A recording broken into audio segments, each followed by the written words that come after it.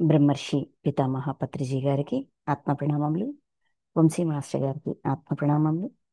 గీతాచార్యులైన శ్రీకృష్ణ పరమాత్మకి ఆత్మ ప్రణామములు. అర్జునుల వారికి ఆత్మ ప్రణామములు. వేద వ్యాస భగవాన్ల వారికి ఆత్మ ప్రణామములు.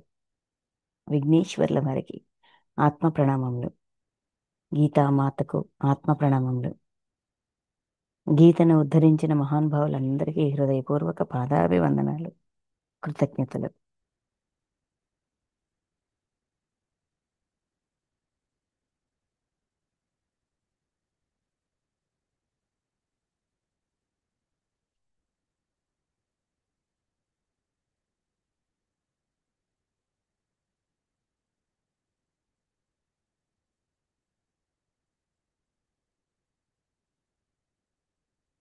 ఓకే మాస్టర్స్, మనం శ్రీమద్ భగవద్గీత అందులోని 10వ అధ్యాయం విభూతి యోగం చెప్పుకుంటున్నాము. ఆ ఈరోజు 24వ శ్లోకం నుంచి 42వ శ్లోకం వరకు ఉన్న పరమాత్మ అర్జునుడు అడుగుతారు కదా, మీ దివ్య విభూతుల గురించి ఇంకా ఇంకా విస్తృతంగా తెలుసుకోవాలనుకుంటున్నాను. అంటే నిరంతరము ఈ పరమాత్మ తత్వాన్ని ఎరుకలో ఉంచుకుంటూ అవగాహన చేసుకుంటూ అది నేను అవ్వాలి అంటే ఈ సృష్టిలో విభూతులుగా మారినది, విభూతులుగా ఉన్నది, ఆ దివ్యత్వంలో ఉన్నది ఎవరు, ఏంటి, ఎలాగా, అంటే ఎవరిని ఈ విధంగా కేటగరైజ్ చేస్తారు, అసలు దివ్యత్వాన్ని పర్సన్స్లో సృష్టిలో ఎలా చూపిస్తారు, ఏ లెక్కలో తీసుకోవాలి, ఎలా అర్థం చేసుకోవాలి అని అర్జునుడికి వచ్చిన ప్రశ్నలకి, ఆయనకు వచ్చిన డౌట్లకి ఆయన అడగగా పరమాత్మ ఇచ్చే సమాధానం ఈ విభూతులు మనకి. మనం 22, 23, 21, 22, 23, 20 ఈ 4 శ్లోకాల్లో ఉన్న విభూతుల్ని మొన్న తెలుసుకున్నాం. ఈరోజు 24వ శ్లోకం నుంచి 42వ శ్లోకం వరకు ఈ అధ్యాయంలో తెలుపబడిన విభూతుల గురించి తెలుసుకున్నాం. విభూతులు అంటే దైవికంగా మారిన సద్గుణాలు, దివ్యత్వంతో నిండి ఉన్న సద్గుణాలు. మొదట దుర్గుణాల్లో ఉంటాం. మానవ జన్మ పరంపర స్టార్ట్ అయ్యేసరికి అంటే జంతు జన్మలు, శిలాజలాలు, వీటన్నిటి నుంచి ముందు శిలాజలాలు, తర్వాత స్థావర జంగమాలు, ప్లాంట్ కింగ్డము, యానిమల్ కింగ్డము, ఆ తర్వాత హ్యూమన్ కింగ్డమ్లోకి వస్తాం. ఈ ప్రతి జన్మలో కూడా మనం ఏదో ఒకటి నేర్చుకుంటాం. ఒక ఇసుక రేణువుగా నేర్చుకుంటాం, ఒక గాలి కణంగా నేర్చుకుంటాం, ఒక నీటి ఆ, బిందువుగా నేర్చుకుంటాం.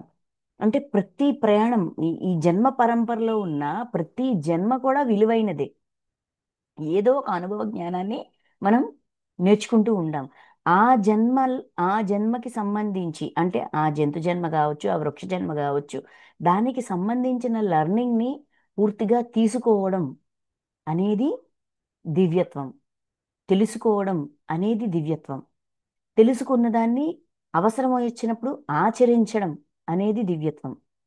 మానవ జన్మల్లోకి వచ్చాక దుర్గుణాలు అంటే ప్రతిదీ అనుభవమే, అన్ని అనుభవాలే. ప్రతి అనుభవాన్ని కూడా మన ఆత్మలో పొందుపరుస్తూ ఉంటాం. అది మంచా చెడా అనే అవగాహన, ఆ విచక్షణ ఇంకా పనిచేయట్లే అప్పటికి. జస్ట్ అనుభవాన్ని పొందామా లేదా, అలా ఉంటుంది మన సిచ్యువేషన్. ఆ తర్వాత ఇదంతా కొన్ని కొన్ని ఏళ్ళు ఇలాగా కొన్ని జన్మలు గడిచేసరికి మెల్లమెల్లగా దైవము, మంచి, సద్గుణము, ఇది అది ఇలాగ ప్రతీది కూడా తెలుసుకుంటూ ఉంటాం అన్నమాట. ఏం మీ ఇది ఇది ఇది కరెక్ట్ అనిపించట్లేదు, ఇది రాంగ్ అనిపిస్తుంది, ఇది సరైంది కాదు, ఇది సరైంది, ఇలాగ దుర్గుణాలు ఏది అసలు విచక్షణ అనేది మొదలవుతుంది. విచక్షణ మొదలయ్యాక సరి అయినది, సరికానిది, ఇవన్నీ స్టార్ట్ అవుతాయి. ఇలా మెల్లమెల్లగా ఒక్కొక్క దుర్గుణం గురించి తెలుసుకుంటూ ఉంటాం. ఏది దుర్గుణము, ఏది సద్గుణం అనే విచక్షణ వస్తుంది. ఒక్కొక్క దుర్గుణం యొక్క ప్రభావం ఏంటి అనేది తెలుసుకుంటూ ఉంటాం. అలా తెలుసుకుంటూ దుర్గుణం యొక్క ప్రభావాన్ని కూడా తెలుసుకుంటూ మెల్లగా దుర్గుణాన్ని సద్గుణంగా మార్చుకునే ప్రయత్నం చేస్తాం. సద్గుణంగా మార్చుకున్నాక ఆ సద్గుణాన్ని ప్రదర్శిస్తూ ప్రదర్శిస్తూ ఆ సద్గుణాన్ని కూడా దివ్య గుణంగా, ఇక్కడ దివ్యత్వము అంటే ప్రతి ప్రాణిలోనూ దైవాన్ని చూడగలగడం. వీడు దైవంగా మారడానికి వచ్చిన వాడే, వాడు దైవంగా మారడానికి వచ్చిన వాడే. సో మనకి ప్రాణుల పట్ల, సృష్టిలో ఉన్న జంతుజాలం పట్ల, అంటే వస్తు ప్రపంచం పట్ల, భౌతిక జీవితం పట్ల ఉన్న అటాచ్మెంట్స్ కావచ్చు, ఆ, విభేదనలు కావచ్చు, ఇది సరి అయింది, ఇది సరికానిది, అడ్డుగోడలు కావచ్చు, పరిమిత విశ్వాసాలు కావచ్చు, వీటన్నిటికీ కూడా వీటన్నిటినీ కూడా అంగీకరిస్తూ వాటన్నిటినీ దాటుతూ ఈ మనలో ఉన్న ఆ సద్గుణాన్ని ప్రతిదానికి అప్లై చేయగలగడం, పూర్తి ఆచరణలో పెట్టగలగడం దివ్యత్వం. నేను నాది దాటి అంతా నేనే, వేరు కాదు అనే అవగాహన అణువణువున జీవుల్లో, జీవాత్మలో, ఆత్మలో మూడిట్లో పెట్టుకోగలగడం.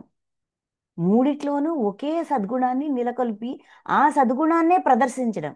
ఎలాంటి క్లిష్ట పరిస్థితిలోనైనా, ఎలాంటి ఆ, ఏంటది సరికాని పరిస్థితిలోనైనా సరే, rule is rule, rule for all అన్నట్టు, ఎట్టి పరిస్థితిలో ఇది సరైనది, ఇది సరికానిది, సరైన దాన్నే నేను ప్రదర్శించాలి, సరికానిది నేను ఎట్టి పరిస్థితులను ప్రదర్శించకూడదు, నాకు సంబంధం సరికాని దాంతో నాకు సంబంధం లేదు అని ఎప్పుడైతే మన విచక్షణ అలాగా మారి మారి మారి ఈ విచక్షణ మన ఆత్మ వరకు కూడా వెళ్ళి మన ఆత్మ కూడా అనుభవాన్ని ప్రోగు చేసే స్థితి నుంచి సరి అయిన అనుభవము, ధర్మబద్ధమైన అనుభవమే కావాలి, అధర్మబద్ధమైనది నాకు వద్దు అని ఆత్మ కూడా రిజెక్ట్ చేసేంతగా మన చైతన్యం విస్తృతం అవ్వాలి. అలా తమ చైతన్యాలని విస్తృతం చేసుకుని దివ్యత్వం, దివ్య గుణంగా మారిన ప్రతి ఒక్కొక్కరిని, ఒక్కొక్క ప్రాణిని ఇక్కడ ఇంట్రడ్యూస్ చేస్తారనమాట. సో ఆ ప్రాణిని ఇంట్రడ్యూస్ చేశారు అంటే ఆ ప్రాణి అది జంతువు కావచ్చు, వృక్షం కావచ్చు, ఒక కొండ కావచ్చు, ఒక పాము కావచ్చు, ఒక మనిషి కావచ్చు, ఒక రాజు కావచ్చు, ఒక దైవం, దైవంగా మనం ఆరాధించే వ్యక్తి కావచ్చు, ఒక గుణం కావచ్చు, ఒక భావన కావచ్చు. ఆ భావనలో వ్యత్యాసాలు తీసి ఆ భావన ఎప్పుడూ అహింసాపూర్వకంగా ఉంటూ ధర్మబద్ధంగా ఉంటూ దా అది ఇంకొంచెం మన చైతన్య విస్తృతికి సహకరించే విధంగా ఉండేదై ఉండాలి. అది విభూతి. అది పరమాత్మ యొక్క అసలు తత్వం. శరీరం ఆయనే, ఆత్మ ఆయనే, చైతన్యం ఆయనే, అన్నీ ఆయనే. కానీ ఈ దివ్య విభూది నేను అన్నారు. అంటే ఇవన్నీ అందించింది ఆయనే. వీటన్నిటి ద్వారా మనతో ఆయన కనెక్ట్ అయి ఉన్నారు. కానీ ఆయన మనం అవ్వడం అనేది నెక్స్ట్ టాస్క్, నెక్స్ట్ లెవెల్. అది ఎలాగవుతాము? సద్గుణాలతో, విభూదుల ద్వారా మనం ఆ పరమాత్మ చైతన్యంగా ఎదిగే నెక్స్ట్ స్టెప్ అన్నమాట. అది ఎదగాలి. ఆ చైతన్యం మనం అవ్వాలి, ఆ దివ్య, ఆ విభూది మనం అవ్వాలి, అప్పుడు అది నేను అని చెప్తున్నారు. ఓకేనా మాస్టర్స్? ఒక్క నిమిషం.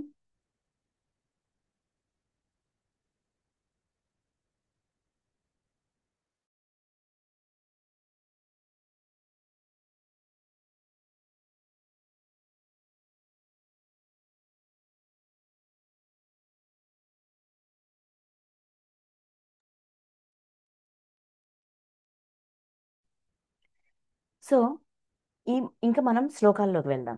ఒక్కొక్క విభూది వెనుకున్న దివ్యత్వం ఏంటి, మనలో మనం డెవలప్ చేసుకోవాల్సింది అంటే మన చుట్టూ మనం జీవిస్తున్న ఈ ప్రపంచంలోన మనం ఏ వస్తు సముదాయాన్ని, ఏ ప్రాణి సముదాయాన్ని, ఏ ఏంటిది చెరించేదాన్ని, చెరించని దాన్ని, దేనిని చూసినా కూడా మనకి పరమాత్మ యొక్క దివ్య విభూతి అనేది ఎరుకలోకి రావాలి, గుర్తుకు రావాలి. అది గుర్తొచ్చినప్పుడు ఇది నేను అవ్వాలి, ఇది నేను అవ్వాలి అని మన సంకల్పం దృఢమవ్వాలి. దానికి కావలసిన సాధనలో అంటే అది అనుకోవడం ఒకటి, అనుకున్న దాన్ని ప్రాక్టీస్లోకి తీసుకురావాలి. తీసుకురావాలంటే మనకు ఒక మోటివేషన్ ఉండాలి. ఈ విభూతులు మనకు ఒక మోటివేషన్గా హెల్ప్ అవుతాయి. ఓకే, సో మొదలు పెడదాం. ఈరోజు 24వ శ్లోకం. ఓకే. పార్థ, పురోహితులలో ముఖ్యుడనైన బృహస్పతిని నేను, నేనే బృహస్పతిని, నేనే సేనాపతులలో కుమారస్వామిని నేను, జల జలాశయములలో నేను సాగరుడను. ఒక్కొక్క కేటగిరీ తీసుకుంటారు, ఒక్కొక్క విభాగాన్ని తీసుకుని ఆ విభాగంలో ఈ పర్సన్ నేను అని చెప్తారు. పురోహితులలో ముఖ్యుడైన బృహస్పతిని నేను. పురోహితులు పౌరహత్యం, పౌరహత్యం అంటారు. పురోహితులు ఏం చెప్తారు మనకి? ఇది సరి అయినది, ఇలాంటి పూజ చేయాలి, ఈ పూజ చేసే విధానం ఇది, దీని యొక్క ఫలితం ఇది. లేదంటే ఈ ఈ నక్షత్రాలు, గణాంకాలు, ఆ, జాతకాలు, చక్రాలు, ఈ దైవానికి మానవులకు మధ్యన ఒక అనుసంధానకర్తగా ఉండేదే పౌరహిత్యం. పురోహితులు అంటే మనకి చాలా విషయాలు, దేవుడు అనేవాడు ఉన్నాడు అని తెలుసు, కానీ వివరాలు తెలియవు.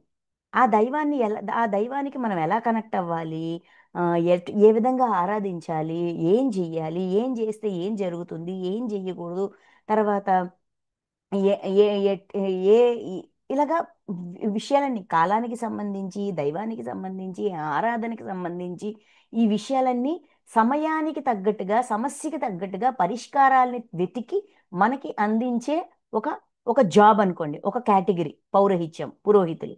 అందులో ముఖ్యుడనైన బృహస్పతిని నేను. అంటే ఈ పౌరహిత్యంలో అంటే అందరూ చేస్తారు. ఈ రోజుకి కూడా పురోహితులు ఉన్నారు. ఏనాటి నుంచో ఉన్నారు, ఈ సృష్టి యొక్క ఆది నుంచి ఉన్నారు. కానీ అప్పటికి ఈ విభూతులు చెప్పే టైంకి అంటే ఆ కృష్ణుడికి అర్జునుడికి ఈ ఈ డిస్కషన్, శ్రీమద్ భగవద్గీత అనే డిస్కషన్ జరుగుతున్న ఆ టైం లైన్ వరకు కూడా పురోహితులలో బృహస్పతిని నేను. ఆయన ఆ దివ్యత్వంగా మారారు. అంటే ఏంటి? దైవం గురించిన అవగాహనని అందించడంలో ఆయన వ్యత్యాసాలు, ఆ, అంటే లాభ నష్టాలు, ఇది చేస్తే ఈ పుణ్యమయ్యా, ఇది చేస్తే ఈ పుణ్యమయ్యా అనేది కాకుండా దివ్యత్వాన్ని ఎలా సంతరించుకోవాలి. ఇక్కడ బృహస్పతి అంటే దేవరాజు ఇంద్రుడికి పురోహితుడు. అంటే దేవతలకే మార్గదర్శకాన్ని అందించే ఒక మార్గదర్శకుడు దైవం విషయంలో. పౌరోహిత్యం అంటే దైవానికి సంబంధించిన నాలెడ్జ్ ఇవ్వడమే కదా. నేను దైవంగా మారాలి అన్నా, దైవంతో ఎలా కనెక్ట్ అవ్వాలన్నా ఈ ఈ ఇన్ఫర్మేషన్ అంతా మనకి వాళ్ళ నుంచి అందుతుంది. దేవతలుగా ఉన్న వాళ్ళకే ఆయన పురోహితులు. అంటే వాళ్ళు కూడా ఎప్పుడైనా వాళ్ళకొచ్చే సమస్యకి వాళ్ళు ఏ దైవం దగ్గరికి వెళ్ళి, ఏ మాస్టర్ దగ్గర ఉన్న మాస్టరీ యొక్క హెల్ప్తో వాళ్ళలో ఉన్న మాస్టరీని ఇంకా విస్తృతం చేసుకోవచ్చు అని. అంటే ఆయన లెవెల్ ఆఫ్ గైడెన్స్ చూడండి, ఆయన లెవెల్ ఆఫ్ మార్గదర్శకత్వం చూడండి బృహస్పతిది. ఆ బృహస్పతిని నేను అంటే ఎదుట ఉన్నవాడు ఒక ఒక దేవుడు కదా. వాళ్ళకి మనమేం చెప్పేది? వాళ్ళు ఆల్రెడీ దివ్యత్వాన్ని సంపాదించుకున్న ఆ స్థితిలో ఉన్నవాళ్లే కదా. వాళ్ళకేం చెప్పేది? వాళ్ళకి అన్నీ తెలుసులే అని ఆగిపోవడము. లేదంటే ఆ చూడండి, వీళ్ళకి సరైన సలహా, వాళ్ళకి నచ్చిన సలహా ఇవ్వకపోతే మనకి ఏమైనా పనిష్ చేస్తారేమో అనే భయాలు, ఇలాంటి ఏమీ లేకుండా ఉన్నది ఉన్నది ధర్మాన్ని ధర్మంగా, సత్యాన్ని సత్యంగా తెలియజేస్తూ, వాళ్ళకంటూ కొన్ని సమస్యలు, కొన్ని ఇబ్బందులు వచ్చినప్పుడు వాళ్ళకి గైడెన్స్ ఇస్తూ, మార్గదర్శకుడుగా ఉంటూ, వాళ్ళని సరి అయిన మార్గంలో అంటే ధర్మ మార్గంలో, సత్య మార్గంలో, దైవత్వం యొక్క మార్గంలో నడిపించే ఒక మార్గదర్శకుడు బృహస్పతి. ఆ బృహస్పతిని నేను అన్నారు.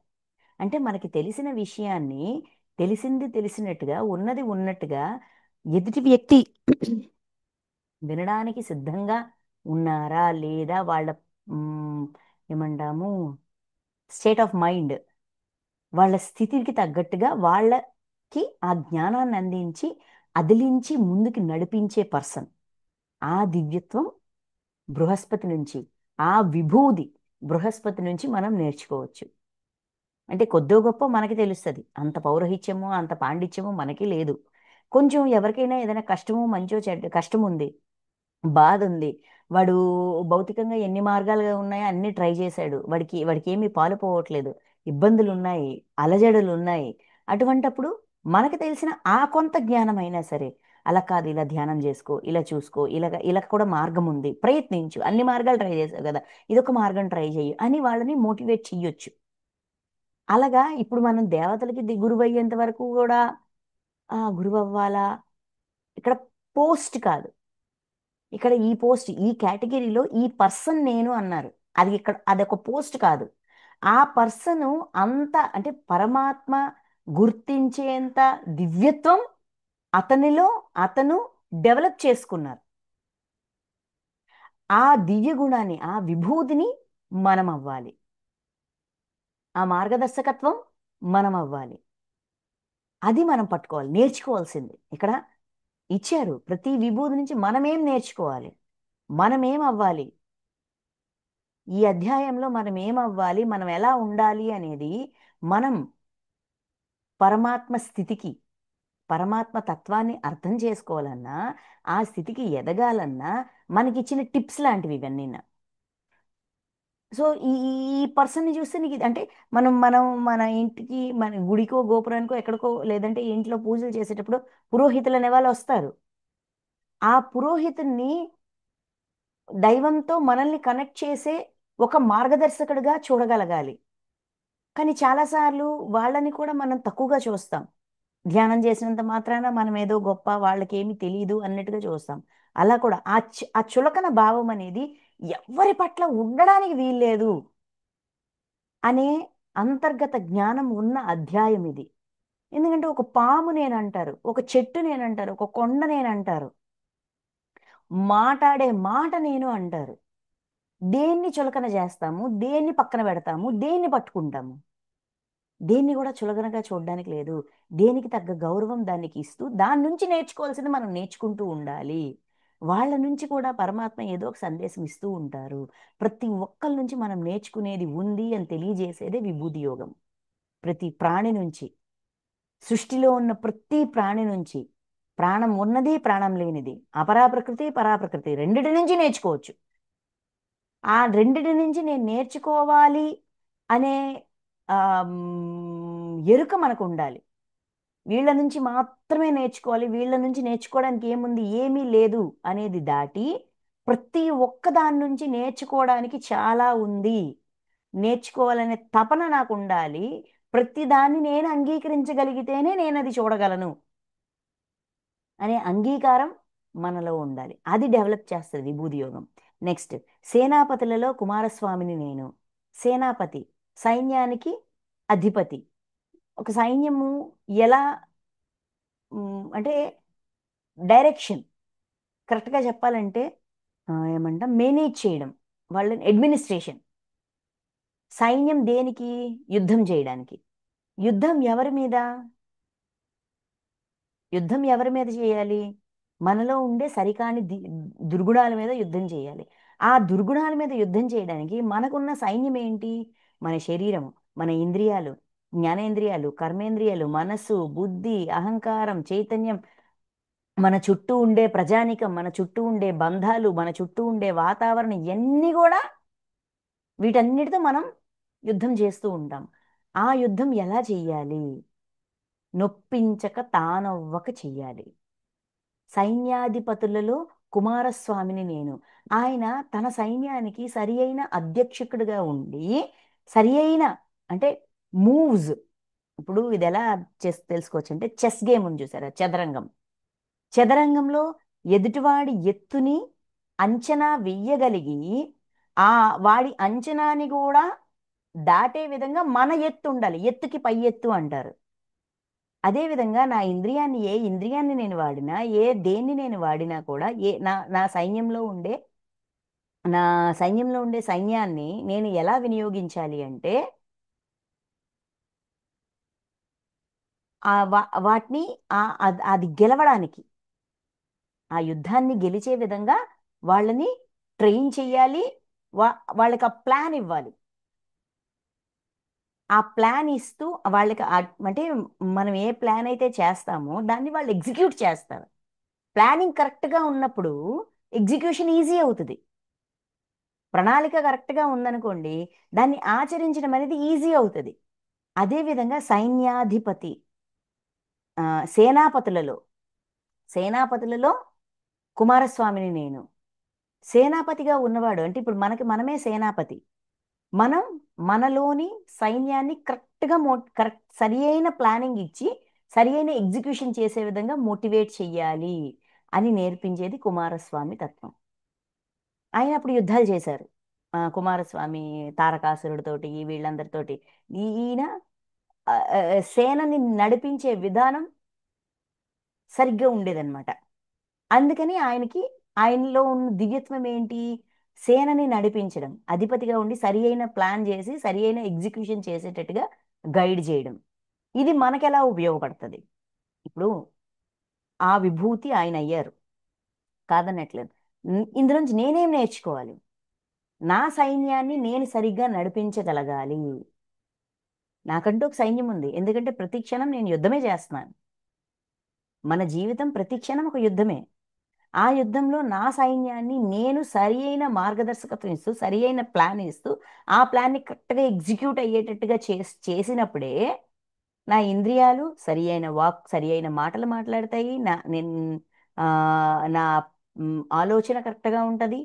ఆలోచన కరెక్ట్గా ఉన్నప్పుడు చేత కరెక్ట్గా ఉంటుంది. చేత కరెక్ట్గా ఉన్నప్పుడు కర్ర విరక్క పాము చావక, అంటే ఎవరు ఇబ్బంది పడకుండా పని జరుగుతుంది. ఆ యుద్ధాన్ని, ఆ మూమెంట్లో నాకు వచ్చిన యుద్ధాన్ని నేను ఇక్కడ గెలవడం గెలవకపోవడం కూడా కాదు, ఆ యుద్ధం నుంచి నేనేం నేర్చుకోవాలో ఆ జ్ఞానాన్ని నేను క్యాచ్ చేయగలుగుతాను. అదే గెలుపు అంటే. పక్కవాడిని పడగొట్టి గెలిచేది గెలుపు కాదు. నొప్పించక తానవ్వక నేర్చుకోవాల్సింది నేర్చుకోవడం గెలుపు. సేనాపతులలో కుమారస్వామిని నేను. నెక్స్ట్, జలాశయములలో నేను సాగరును. చూడండి, వాటర్ బాడీస్, నీటి నీ నీళ్ళకి సంబంధించి, అంటే నీటి కణంలో కూడా సాగరుడను నేను. వాటర్ బాడీ ఏముంది? సముద్రం, అంతే కదా. ఇందులో పరమాత్మ ఏంటి? అందులో ఉన్న పరమాత్మ తత్వం ఏంటి? సాగరం అంటే సముద్రం. మొత్తం ఎక్కడ ఉన్న వాటర్ అయినా సరే వచ్చి సముద్రంలో కలుస్తుంది. వర్షం నీరు సముద్రం నుంచి ఉత్పన్నమవుతుంది. చూడండి, మన భూమిని తీసుకుంటే 70% నీటి భాగమే, 35%, 65% నీరు, 35%మే ల్యాండ్. ఈ 65%లో కూడా దగ్గర దగ్గర 50% సముద్రాలే. చుట్టూ సముద్రాల మధ్యలో మనం ఉన్నాం.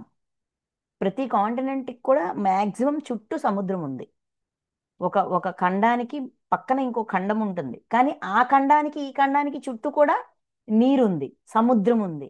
ఈ సముద్రుడును సాగరుడను నేను, సముద్రాలన్నీ కలిస్తే సాగరం అన్నమాట, మొత్తం అంతా కలిపి ఓవరాల్గా కలెక్టివ్ నౌన్ అంటారు కదా, అలాగా సాగరుడను నేను. ఏదైనా వచ్చి, ఇప్పుడు నదులు ప్రవహిస్తాయి, సాగరంలో వచ్చి కలుస్తాయి. తర్వాత వర్షపు నీరు సాగరంలో వచ్చి కలుస్తుంది. సాగరం ఏమవుతుంది? ఆ ఈ సూర్యుని యొక్క తాపానికి ఆ నీరు ఇలా స్ప్రెడ్ అయి ఉంటుంది కదా, ఇది ఆవిరవుతుంటది. ఇది ఆవిరయ్యి మళ్ళీ వర్షంగా కురవడానికి ఈ సైకిల్, వాటర్ సైకిల్ని మెయింటైన్ చేస్తుంది అనమాట సాగరం. ఎప్పుడు ఎక్కడ ఏ వర్షాలు వీటన్నిటికి కావాల్సిన ఆ టెంపరేచర్ తగ్గట్టుగా ఇదంతా జరుగుతుంది. అంతేకాకుండా సముద్రం ఒడ్డున కూర్చొని దాన్ని అలాగా చూస్తూ ఉంటే ఒక ఒక నిండుదనం ఉంటుంది, వాస్ట్నెస్. ఇంకా ఏది ఇదంతా, అంటే విశ్వం ఎంత విస్తృతంగా ఉంది అనేది ఒక చిన్న ఎగ్జాంపుల్గా మనం మనం కొంచెం మన అవగాహనకి తెచ్చుకోవాలంటే, సముద్రం ఒడ్డున కూర్చొని ఒక 10 నిమిషాలు 15 నిమిషాలు దాన్ని అలాగా వీక్షిస్తూ ఉంటే కనుచూపు మేర అంతా నీరే. దాని విస్తృతి ఇంతగా విస్తృతం అవ్వాలి అనేది మనం నేర్చుకోవచ్చు. గంభీరంగా ఉంటది, కెరటాలు వస్తుంటాయి, కానీ లోపల నిమ్మళంగా ఉంటది. బయట ప్రవర్తన ఎలాగైనా ఉండి లోపల నిశ్చలంగా ఉంటది. బయట కెరటాలు వస్తుంటాయి, కానీ లోపల చూడండి, సముద్రం లోపల ఎన్ని ప్రాణులు ఉంటాయో, ఎంత కామ్గా ఉంటుందో, ఎంత ప్రశాంతంగా ఉంటుందో. ఆ ప్రశాంతత దాని యొక్క దివ్య లక్షణం ఏంటి? దాని ప్రశాంతత, దాని విస్తృతి. మన చైతన్యం అంతగా విస్తృతం అవ్వాలి, అందులో అంతరంగం అంత ప్రశాంతంగా ఉండాలి. ఆ గాంభీర్యం మనం సముద్రం నుంచి నేర్చుకోవచ్చు. నెక్స్ట్, మహర్షులలో భృగువును నేను. మహర్షులు బాగా సాధన చేసేవాళ్ళు, మహా ఋషులు అంటే ఆ జ్ఞానాన్ని నేర్చుకోవడంలో ఉన్నతమైన స్థితికి ఎదిగిన వాళ్ళు. ఇంకా ఇంకా ఇంకా హై హై పొజిషన్, అందులో భృగువును నేను. భృగు మహర్షి, మన సృష్టిలో భృగు మహర్షిని మనం బాగా గుర్తు చేసుకునేది ఎక్కడ? శ్రీమన్నారాయణని గుండెల మీద తన్నారు భృగు మహర్షి. ఇలాగే ఆయన గుర్తుండిపోయారు. అప్పటికి ఆయనలో ఉన్న ఆ సరికాని గుణాలు ఆయనకు ఆ గుర్తింపు తెచ్చాయి. అలాగని ఆయన అక్కడ ఉండిపోయారా? ఈ సృష్టిలో నాకు ఒక బ్యాడ్ నేమ్ వచ్చేసింది, నేను ఇలాంటి తప్పు చేశాను అని ఇన్ఫీరియారిటీలోకి వెళ్ళిపోయి కుమిలిపోతూ కుంగిపోతూ అలానే ఉండిపోయారా? ఆ మెట్టుని ఆ శ్రీమన్నారాయణుడు మళ్ళీ అతని కాళ్ళు నొక్కి ఆయన ఈ ఋషి ఎంత సాధన చేస్తే ఇక్కడ వరకు రాగలిగారు. ఇక్కడికి వచ్చాక ఆయనకి ఏదో కొంచెం ఇబ్బంది వచ్చింది, బాధ కలిగింది. ఆ బాధను నా మీద వ్యక్తపరుచుకున్నారు. ఇట్స్ ఓకే అని ఎప్పుడైతే ఆయన తన స్థితి నుంచి కిందకు వచ్చి తన కింది వాడిని కూడా అంగీకరించాలి అనే నాలెడ్జ్ భృగు మహర్షి శ్రీమన్నారాయణుడు ఈ ఈ ఈ ఘటన ఉంది కదా, ఈ సిచ్యువేషన్, ఆ సిచ్యువేషన్ నుంచి మనందరికి ఒక లెర్నింగ్ ఇచ్చారు. కింది వాడిని పూర్తిగా అంగీకరించగలగాలి. ఎవరిని ఏంటిది, ఎందుకంటే అహం అనేది రకరకాల రూపాల్లో, రకరకాల సందర్భాల్లో, రకరకాల విధంగా ప్రతి వ్యక్తి నుంచి బయటకు వస్తుంది. వాడు అహంతో ఉన్నాడు కదా అని వాడిని ధిక్కరించడానికి వీలు లేదు. ఎందుకంటే ఏ క్షణంలో మనం ఎటువంటి అహాన్ని ప్రదర్శిస్తామో మనకే తెలియదు. అహం కూడా ఎదుగుదలకు ఒక మెట్టు లాంటిదే. ఆయన తనలో ఉన్న అహంకారాన్ని గుర్తించారు ఈ సంఘటన జరిగిన తర్వాత. ఓహో, నాలో ఇంత ఉందా, నేను ఇంత భరించలేకపోతున్నానా, అంగీకరించలేకపోతున్నానా, ఈ నా ఆరాధ్య దైవం ఇలానే ఉండాలి, అలానే ఉండాలి అని నేను కొన్ని గిరి గీసుకొని కూర్చున్నానా అనేది ఆయన అర్థం చేసుకున్నారు. అర్థం చేసుకుని అక్కడ ఆగిపోయారా? ఆగిపోలా.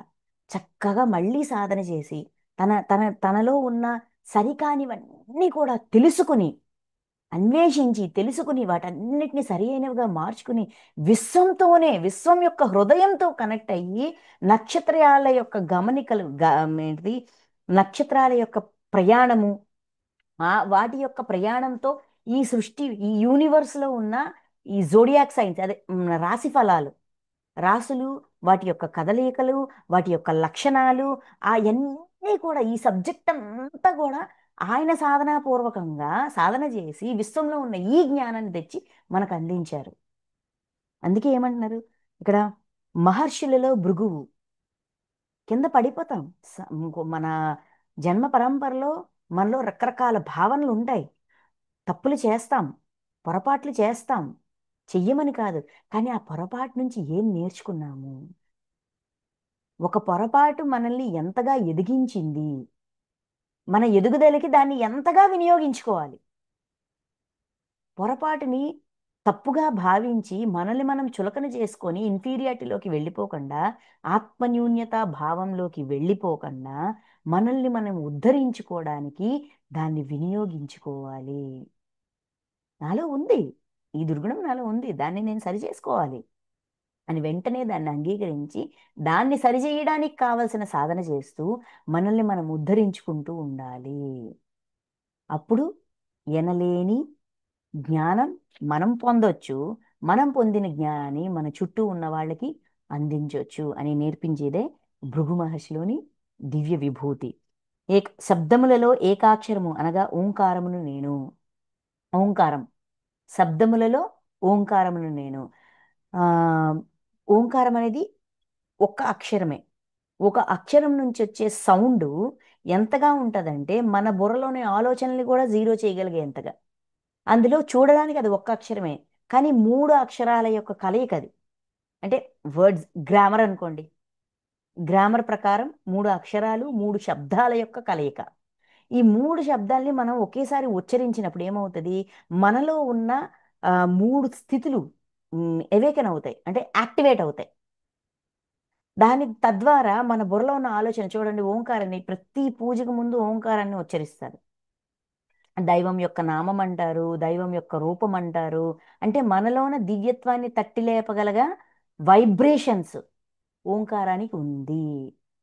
ఓంకారాన్ని మూడు సార్లు కరెక్ట్గా ఉచ్చరిస్తే బుర్రలో ఉన్న ఆలోచనలను అలాగా కామ్ డౌన్ అయిపోతాయి.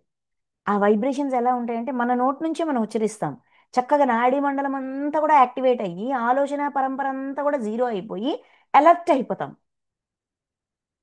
కొంతమందికి కొన్నిసార్లు ఏం చెప్తారు, ధ్యానం కుదరట్లేదండి, ఏం చేయాలో అర్థం కావడం లేదు, ఆలోచన అస్సలు కట్ అవ్వట్లేదు అన్నప్పుడు ఏం చెప్తారంటే ఓంకార ధ్యానం చేయండి అంటారు. ఏంటంటే ఫస్ట్ ఒక 3 సార్లు కరెక్ట్గా ప్రశాంతంగా కూర్చొని దీర్ఘ శ్వాస తీసుకున్నాక 3 సార్లు, 5 సార్లు, 11 సార్లు ఓంకారాన్ని ఉచ్చరించండి. ఆ ఓంకారాన్ని కరెక్ట్గా ఉచ్చరించామంటే ఆలోచనలన్నీ కామ్ డౌన్ అయిపోయి అలాగ ధ్యాన స్థితిలోకి వెళ్ళిపోవచ్చు. ఇంద్రియాలన్నింటినీ జీరో చేసి ధ్యాన స్థితిలోకి వెళ్ళడానికి కూడా హెల్ప్ చేస్తుంది. అది దానిలో ఉన్న దివ్యత్వం. ఓకే. నెక్స్ట్ విభూతి, కామ్ డౌన్ చేయగలదు. ఆ శబ్దంలో ఉన్న ప్రకంపన ఇంద్రియాలన్నిటినీ లయం చేసి మనసుని జీరో చేసి మన చైతన్యాన్ని విశ్వ చైతన్యంతో కనెక్ట్ చేయగలిగినంత సమర్థత ఆ శబ్దానికి ఉంది. అందుకే ఇక్కడ ఏమంటున్నారు, ఏకాక్షరము అనగా ఓంకారం. శబ్దములలో ఏకాక్షరము. సౌండ్, సౌండ్లో రకరకాల శబ్దాలు ఉన్నాయి, రకరకాల రాగాలు ఉన్నాయి, రకరకాల శబ్దాలు ఉన్నాయి, అన్నిట్లో కూడా ఓంకారం. ఎందుకంటే అది మన మన బాడీలో ఉన్న నాడిమండల వ్యవస్థ మొత్తాన్ని కూడా కామ్ డౌన్ చేయగలదు ఆ వైబ్రేషన్స్తో. అంటే శబ్దానికి ఉన్న శక్తి ఓంకారం ద్వారా మనకి తెలుస్తుంది. సో శబ్దములలో ఓంకారమును నేను, అది అందులోని విభూతి. యజ్ఞముల యందు జపయజ్ఞమును నేను. యజ్ఞాలన్నింటిలోకి మనకి ఆ కర్మయోగం, ఎస్, కర్మయోగంలో చాలా యజ్ఞాల గురించి చెప్పారు. దగ్గర దగ్గర ఒక 8 10 శ్లోకాల్లో యజ్ఞాల గురించి చెప్పారు. ఆ, ఏంటిది, వస్త్రూప యజ్ఞము, ఆ, అపానవాయువు ప్రాణవాయువు యజ్ఞము, ఇలాగ రకరకాల యజ్ఞాల గురించి చెప్పారు. యజ్ఞాలన్నింటిలోకి జపయజ్ఞము నేను అంటున్నారు. అంటే జపం చేయడం. జపం అంటే ఏంటి? మాల పట్టుకొని మాల తిప్పుతూ ఉంటారు, కౌంట్ చేస్తూ ఉంటారు. దేన్ని కౌంట్ చేస్తుంటారు? ఒక మంత్రాన్నో ఒక నామాన్నో లెక్కిస్తూ ఉంటారు. దాన్ని అలా repeat repeat repeat repeat repeat చేస్తుంటాం.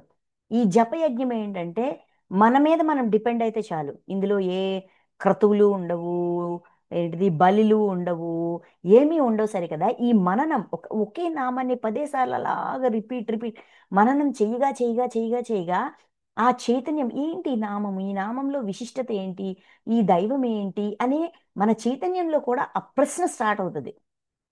ఆ ప్రశ్నతో ఆ దైవం పట్ల ఏ మంత్రాన్ని అయితే మనం ఉచ్చరిస్తున్నామో, ఏ నామాన్ని అయితే ఉచ్చరిస్తున్నామో ఆ ఆ ఆ దైవం పట్ల మనకి విశ్వాసం మెల్లమెల్లగా డెవలప్ అవుతుంది. ఎప్పుడైతే విశ్వాసం డెవలప్ అయిందో ఆ దైవంతో మనం కనెక్ట్ అవ్వడం ఈజీ అవుతుంది. వాళ్ళ యొక్క హెల్ప్తో మనల్ని మనం ఉద్ధరించుకోవడం అనేది ఇంకా ఈజీ అవుతుంది. అందుకే జపయజ్ఞము నేను అన్నారు. ఏ హడావిడి ఉండదు జపయజ్ఞం, ఏ హడావిడి ఉండదు, జస్ట్ కౌంటింగ్, రిపీట్. ఇంకా సింపుల్గా చెప్పాలంటే మననం. ఒక్క వర్డ్లో చెప్పాలంటే జపయజ్ఞము నేను అనడం వెనక విభూది ఏంటి అంటే మననం. మననం ద్వారా మాత్రమే మనల్ని మనం ఈజీగా ఉద్ధరించుకోగలుగుతాం. సెల్ఫ్ డిపెండెంట్, మనం మన మీద మాత్రం డిపెండ్ అయితే చాలు. మనం ఏ వస్తువుని తీసుకోక్కర్లేదు, ఏ బలులు చేయక్కర్లేదు, ఏ క్రతువులు అక్కర్లేదు, ఏం అక్కర్లేదు. మనతో మనం కనెక్ట్ అవ్వచ్చు, మనం నచ్చిన దైవంతో మనం కనెక్ట్ అవ్వచ్చు. ఈ విధంగా ఇది ఈజీ, చెయ్యడంలో ఈజీ, ఆచరణలో చాలా సులువైనది. ఆ మంత్ర దైవంతో లేదంటే ఆ నామం వెనుకున్న దైవంతో కనెక్ట్ అవ్వడం కూడా ఈజీ. అందుకే ఏదైనా ఒక దుర్గుణాన్ని సద్గుణంగా మార్చాలన్నా, మనలో సరికానిది ఏదైనా ఉందన్నా మననం 1కి 10 సార్లు మీకు మీరు చెప్పుకోండి, మీకు మీరు చెప్పుకోండి. ఇలా చెప్పుకోవడం ద్వారా ఏమవుతుంది, మనకి మనం ట్రైన్ మన జీవాత్మకి ఆ ట్రైనింగ్ ఇవ్వడం అవుతుంది. ఇది కూడా ఒక రకమైన జపయజ్ఞమే కదా. పదే పదే ఒకే విషయాన్ని మననం చేయడం జపయజ్ఞం. నెక్స్ట్, స్థావరములలో హిమాలయమును నేను. స్థావరము అంటే ఆ స్థాణువు, స్థిరంగా ఉండేవి. మనం కొండలుగా, రాళ్ళగా, ఏంటిది, బండరాళ్ళుగా జన్మలు తీసుకుంటాం కదా. ఆ జన్మ నుంచి ఏం నేర్చుకోవాలి? స్థిరంగా ఉండడం. వాతావరణ వాతావరణ డిస్టర్బెన్స్లు వస్తుంటాయి, మన చుట్టూ కదిలే వాళ్ళు ఉంటారు, కదలని వాళ్ళు ఉంటారు, ఇలాంటివి ఉంటాయి అలాంటివి ఉంటాయి. కొన్ని వందల ఏళ్ళు అలాగే ఒక రాయిలాగా ఉండిపోతాం. అక్కడ ఏం నేర్చుకుంటాము? స్థిరత్వం. ఎలాంటి పరిస్థితులు వచ్చినా కూడా స్థావరాలలో స్థిరంగా ఉండే వాటిలో హిమాలయమును నేను. ఎన్ని యుగాలైనా కూడా హిమాలయాలు అలానే స్థిరంగా ఉన్నాయి. ఉన్నాయా లేదా? వాటిలో ఎన్నో ప్రాణులు ఉంటాయి. సాధన చేసుకునే వాళ్ళందరూ అక్కడే ఉంటారు మ్యాక్సిమం. ఎందుకంటే ఆ వాతావరణము ఆ ఏంటిది, భౌతిక వాతావరణం అంటే ఫ్యామిలీ లైఫ్ వాటన్నిటికీ డిఫరెంట్గా ఉంటుంది. అలాగని సులువుగా ఉండదు, కటువుగా ఉంటుంది. కఠినమైన వాతావరణంలో కూడా స్థిరంగా ఉండి సాధన చేసుకోవాలనుకునేవాడు అక్కడికి వెళ్తాడు. అవునా కాదా? సో స్థిరంగా ఉండడం, ఒక నిర్ణయం తీసుకున్నాం, ఆ నిర్ణయం స్థిరంగా ఉండిపోవాలి. ఇబ్బందులు వస్తాయి, ఆటంకాలు వస్తాయి, ఆ ఒడిదుడుకులు వస్తాయి, ఆ నిర్ణయం మనల్ని మనం ఉద్ధరించుకునేది అయి ఉండాలి, ధర్మబద్ధమైనది అయి ఉండాలి. దానివలన ఆ ధర్మబద్ధమైన ఇప్పుడు నేను ఖచ్చితంగా శాకాహారిగా ఉండాలి, నేను డైలీ ధ్యానం చేయాలి, నేను డైలీ జ్ఞానాన్ని పొందాలి, నేర్చుకోవాల్సింది నేర్చుకోవాలి, తెలుసుకోవాల్సింది తెలుసుకోవాలి, దుర్గుణాలని సద్గుణాలుగా మార్చుకోవాలి. ఇలాగ రోజుకు గంటకు సంకల్పం చేస్తాం. ఆ సంకల్పం మీద మనకి స్థిరత్వం ఉండాలి, ఆ సంకల్పం మీద మనం స్టాండ్ అవ్వగలగాలి. అది మనకి హిమాలయాల నుంచి నేర్చుకోవచ్చు. అందుకే స్థావరాలలో హిమాలయమును నేను, స్థిరంగా ఉండడం అక్కడున్న విభూది. మనం నేర్చుకోవాల్సిన విభూది. వృక్షములలో నేను అశ్వత్థమును రావి చెట్టును, వృక్షములలో అశ్వత్థ వృక్షమును రావి చెట్టును నేను అని చెప్తున్నారు. ఇక్కడ ఈ విభూతుల వెనక చాలా చాలా అర్థాలు ఉండొచ్చు, కానీ నాకు అనిపించింది నేను చెప్తున్నాను. నేను నేర్చుకోవాల్సింది ఏంటి అనే కోణంలో చూస్తే ఇది నాకు అనిపిస్తుంది. ఇదే కరెక్ట్ అని చెప్పట్లేదు, చాలా ఉండొచ్చు, ఎవరి విజ్ఞతకు తగ్గట్టు వాళ్ళకి అనిపించవచ్చు. కాబట్టి ఇది ఇదే అనడానికి లేదు. నెక్స్ట్, వృక్షములలో నేను అశ్వత్థ వృక్షమును రావి చెట్టును. రావి చెట్టుకి, ఈ రావి చెట్టు చూడండి, సా చాలా విస్తృతంగా పెరుగుతుంది. అంటే దాని ఆకులు ఇలాగ ఒక ఒక క్యానపీ లాగా ఇలాగ గొడుగులాగా పెరుగుతుంది. ఊడలు ఉంటాయి. ఆ ఊడలు మ్, అంటే వేరు నుంచే కాదు, కొమ్మల నుంచి ఊడలొచ్చి ఆ ఊడ వేరుగా మారి మళ్ళీ కొత్త చెట్లు వస్తుంటాయి. అంటే ఎక్స్పాన్షన్, మనల్ని మనం విస్తృతం చేసుకోవాలి. మనల్ని మనం మన ప్రయత్నపూర్వకంగా ఆ చెట్టు నుంచి ఏం నేర్చుకోవచ్చు?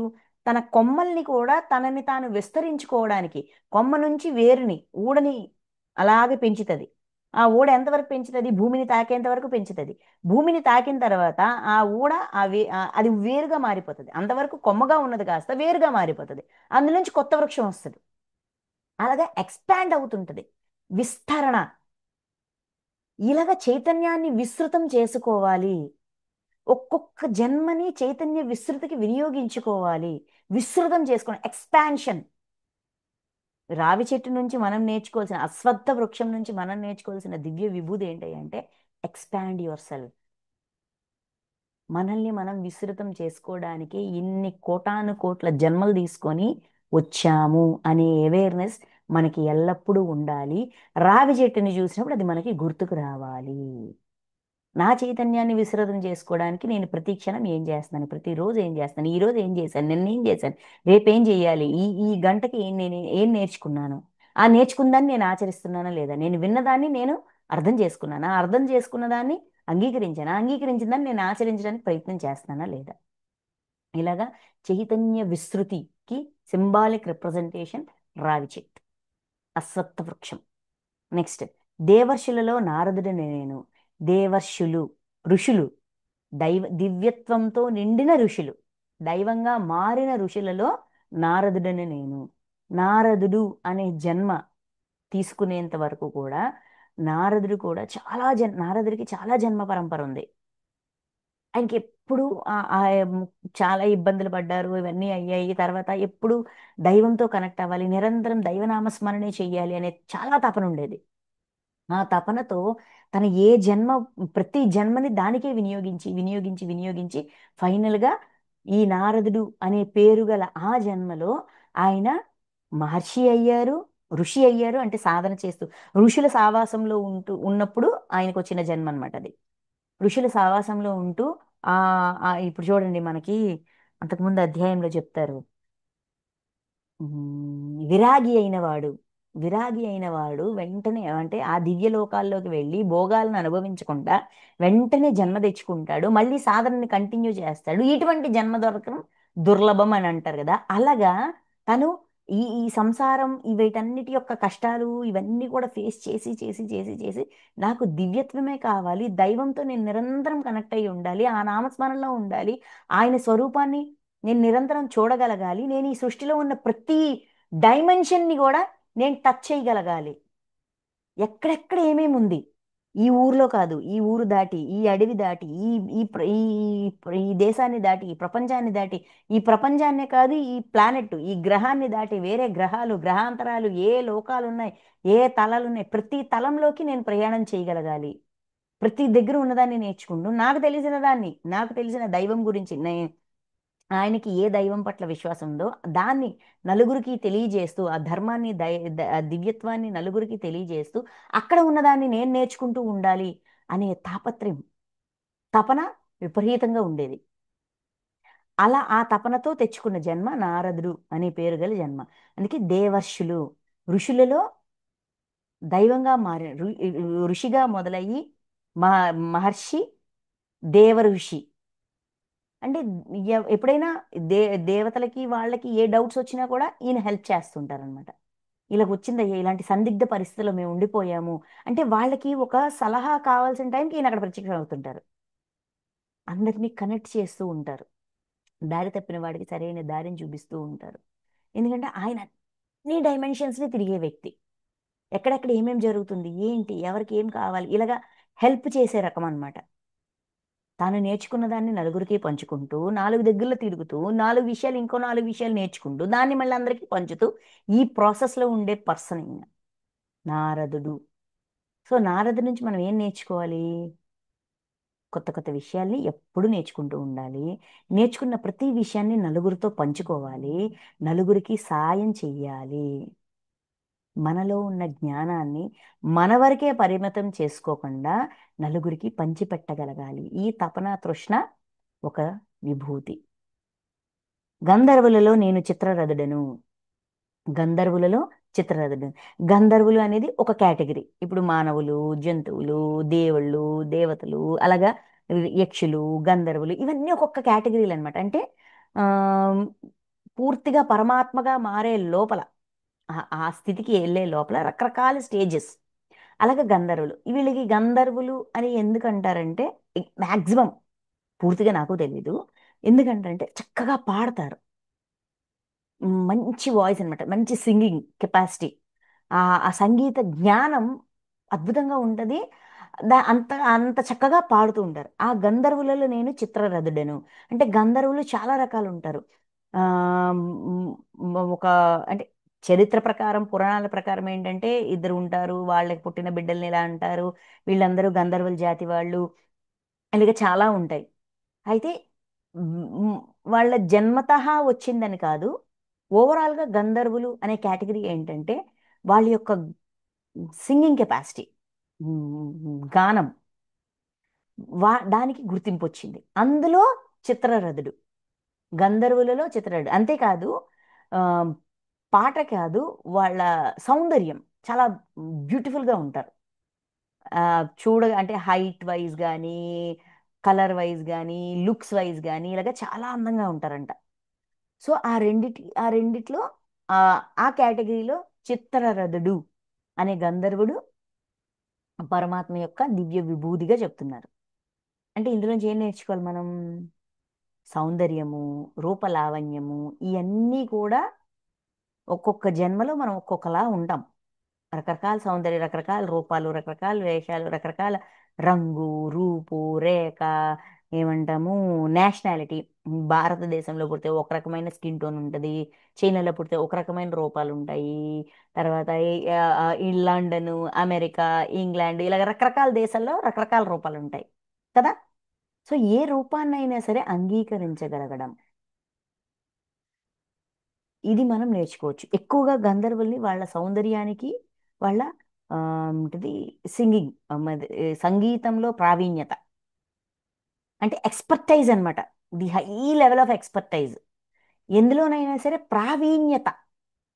ఏం నేర్చుకుంటున్నాం, ఇప్పుడు మనం ఒక సబ్జెక్ట్ నేర్చుకుంటున్నాం, లేదంటే ఇలా ఉంటున్నాం, అది అందులో ప్రావీణ్యత సంపాదించాలి. పైన అంటారు ఏంటిది, ఈ ఈ ఈ అధ్యాయంలోనే ఆఖరి శ్లోకాల్లో ఏమంటారంటే ఆమ్, గెలిచేవాళ్ళు గెలుపుని నేను, తర్వాత ప్రభావశీలులో ప్రభావమును నేను, ఆ తత్ ఆ స్పిరిట్, అంటే నేను గెలవాలి, నేను ఏంటిది, ఆ ఏమంటాం, ఆ మోటివేషన్. చాలా అందరూ అనుకుంటాం, కానీ అదే పట్టుదల మీద నిలబడం కదా. అలాగే ఇక్కడ చిత్రరథుడు అంటే ఏదైనా సరే పూర్తిగా నేర్చుకోవాలి. ఎంత? అందులో పూర్తి ప్రావీణ్యం వచ్చేంతగా ఆ ప్రావీణ్యం మనం అయిపోవాలి.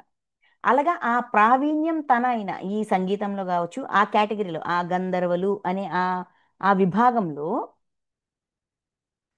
ఆ ది అంటే బాగా నేర్చుకున్న వ్యక్తి. ఇప్పుడు మానవ జన్మలో ఏం నేర్చుకోవాలో మనం మానవ జన్మలో నేర్చుకోవాలి. అదేవిధంగా గంధర్వుడు అనే జన్మ ఆ కేటగిరీకి వెళ్ళినప్పటికీ అందులో అట్మోస్ట్ ఏం నేర్చుకోవాలి అది నేర్చుకుంటే కదా ఆ నెక్స్ట్ లెవెల్కి వెళ్తాం. లేదంటే అలాగ అక్కడే ఉండిపోము. మన ప్రయాణం కొనసాగుతూ ఉండే ప్రయాణం.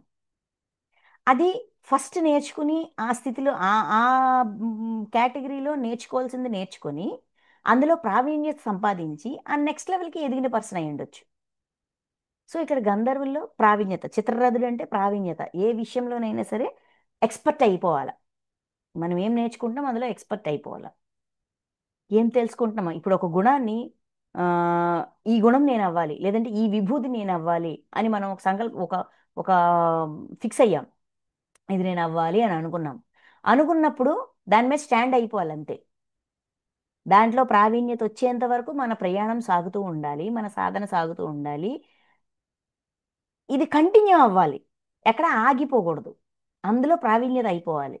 క్షమించడం, క్షమాతత్వం, ఇదొక సద్గుణం. ఈ సద్గుణం నేను అయిపోవాలి, అందులో ప్రావీణ్యత. అంటే ఎలాంటి సిచ్యువేషన్లోనైనా సరే క్షమించగలగాలి, ఎలాంటి పెయిన్ ఇచ్చిన వాడినైనా సరే క్షమించగలగాలి. ఎందుకంటే ఒకటే సిద్ధాంతం, విశ్వసనీయమం ఒకటే, ఇవ్వకుండా రాదు. ఇచ్చాం కాబట్టి వచ్చింది, వచ్చింది కాబట్టి అంగీకరించాలి, అంగీకరించి ఇచ్చిన వాడిని క్షమించగలగాలి, మన వల్ల ఇబ్బంది పడిన వాడిని క్షమించగలగాలి, క్షమ కోరాలి. మన వల్ల ఇబ్బంది పడిన వాడిని క్షమ కోరాలి, మనల్ని ఇబ్బంది పెడుతున్న వాళ్ళని క్షమించాలి. ఇలాగా ఈ క్షమ అనేది ప్రతి సందర్భంలోనూ, ప్రతి విషయంలోనూ, ప్రతి దీంట్లోనూ అప్లై చేయగలగాలి. అది ప్రావీణ్యత. ఓకే. ఇలాగా సిద్ధులలో నేను కపిల మునిని. సిద్ధులు ఆ, అంటే సిద్ధి పొందిన వాళ్ళు అనమాట. వాళ్ళు ఏం చెయ్య అంటే ప్రతి ఒక్కరికి, సాధన చేసే ప్రతి ఒక్కరికి ఇందులో నేను నేను సిద్ధి పొందాలి, ఇందులో సిద్ధి పొందాలి, ఇలాంటి సిద్ధి పొందాలి, ఇలాంటి సిద్ధి పొందాలని అందరికీ తపన ఉంటుంది. అయితే కపిల ముని సిద్ధులలో కల్లా కపిల ముని నేను అన్నారు. ఆయన ఏం నేర్చుకోవాలనుకున్నారో ఆ సిద్ధులన్నీ పొందారు. కానీ ఆ సిద్ధులని ఎవరిని ఇబ్బంది పెట్టడానికి వినియోగించలేదు. నేర్చుకోవాలనుకున్నారు, నేర్చుకున్నారు అంతే. ఎందుకంటే చాలాసార్లు సిద్ధులు పొందిన వాళ్ళు ఆ సిద్ధుల్ని దుర్వినియోగ చేస్తారు, దుర్వినియోగపరుస్తారు. పొందిన జ్ఞానం యొక్క అంటే సాధన యొక్క ఫలితంగా జ్ఞానాన్నో దాని యొక్క ప్రతిఫలాన్నో పొందుతాం. ఆ పొందాము కదా అని చెప్పి మళ్ళీ గర్వంలోకి వెళ్ళిపోయి దాన్ని ఎదుటి వాళ్ళ మీద ప్రదర్శించి వాళ్ళని ఇబ్బందులకి గురి చెయ్యకుండా ఒక శక్తినో ఒక దేన్నో పొందిన తర్వాత విపరీతంగా ఏమనిపిస్తుంది, ఎవరి మీదైనా వినియోగించాలి, ప్రదర్శించాలి అనిపిస్తుంది. కానీ ప్రదర్శించడానికి కాదు, కేవలం సాధన చేస్తే ఇది వస్తాది అని తెలుసుకోవడానికే సాధన చేశాము. వచ్చిన దాన్ని దుర్వినియోగపరచకూడదు, అవసరమైనప్పుడు సద్వినియోగపరచాలి. పొందిన ఫలితాన్ని దుర్వినియోగపరచకూడదు. ఏంటిది, దాన్ని ఎదుటివాడిని ఇబ్బంది పెట్టడానికి వినియోగించకూడదు.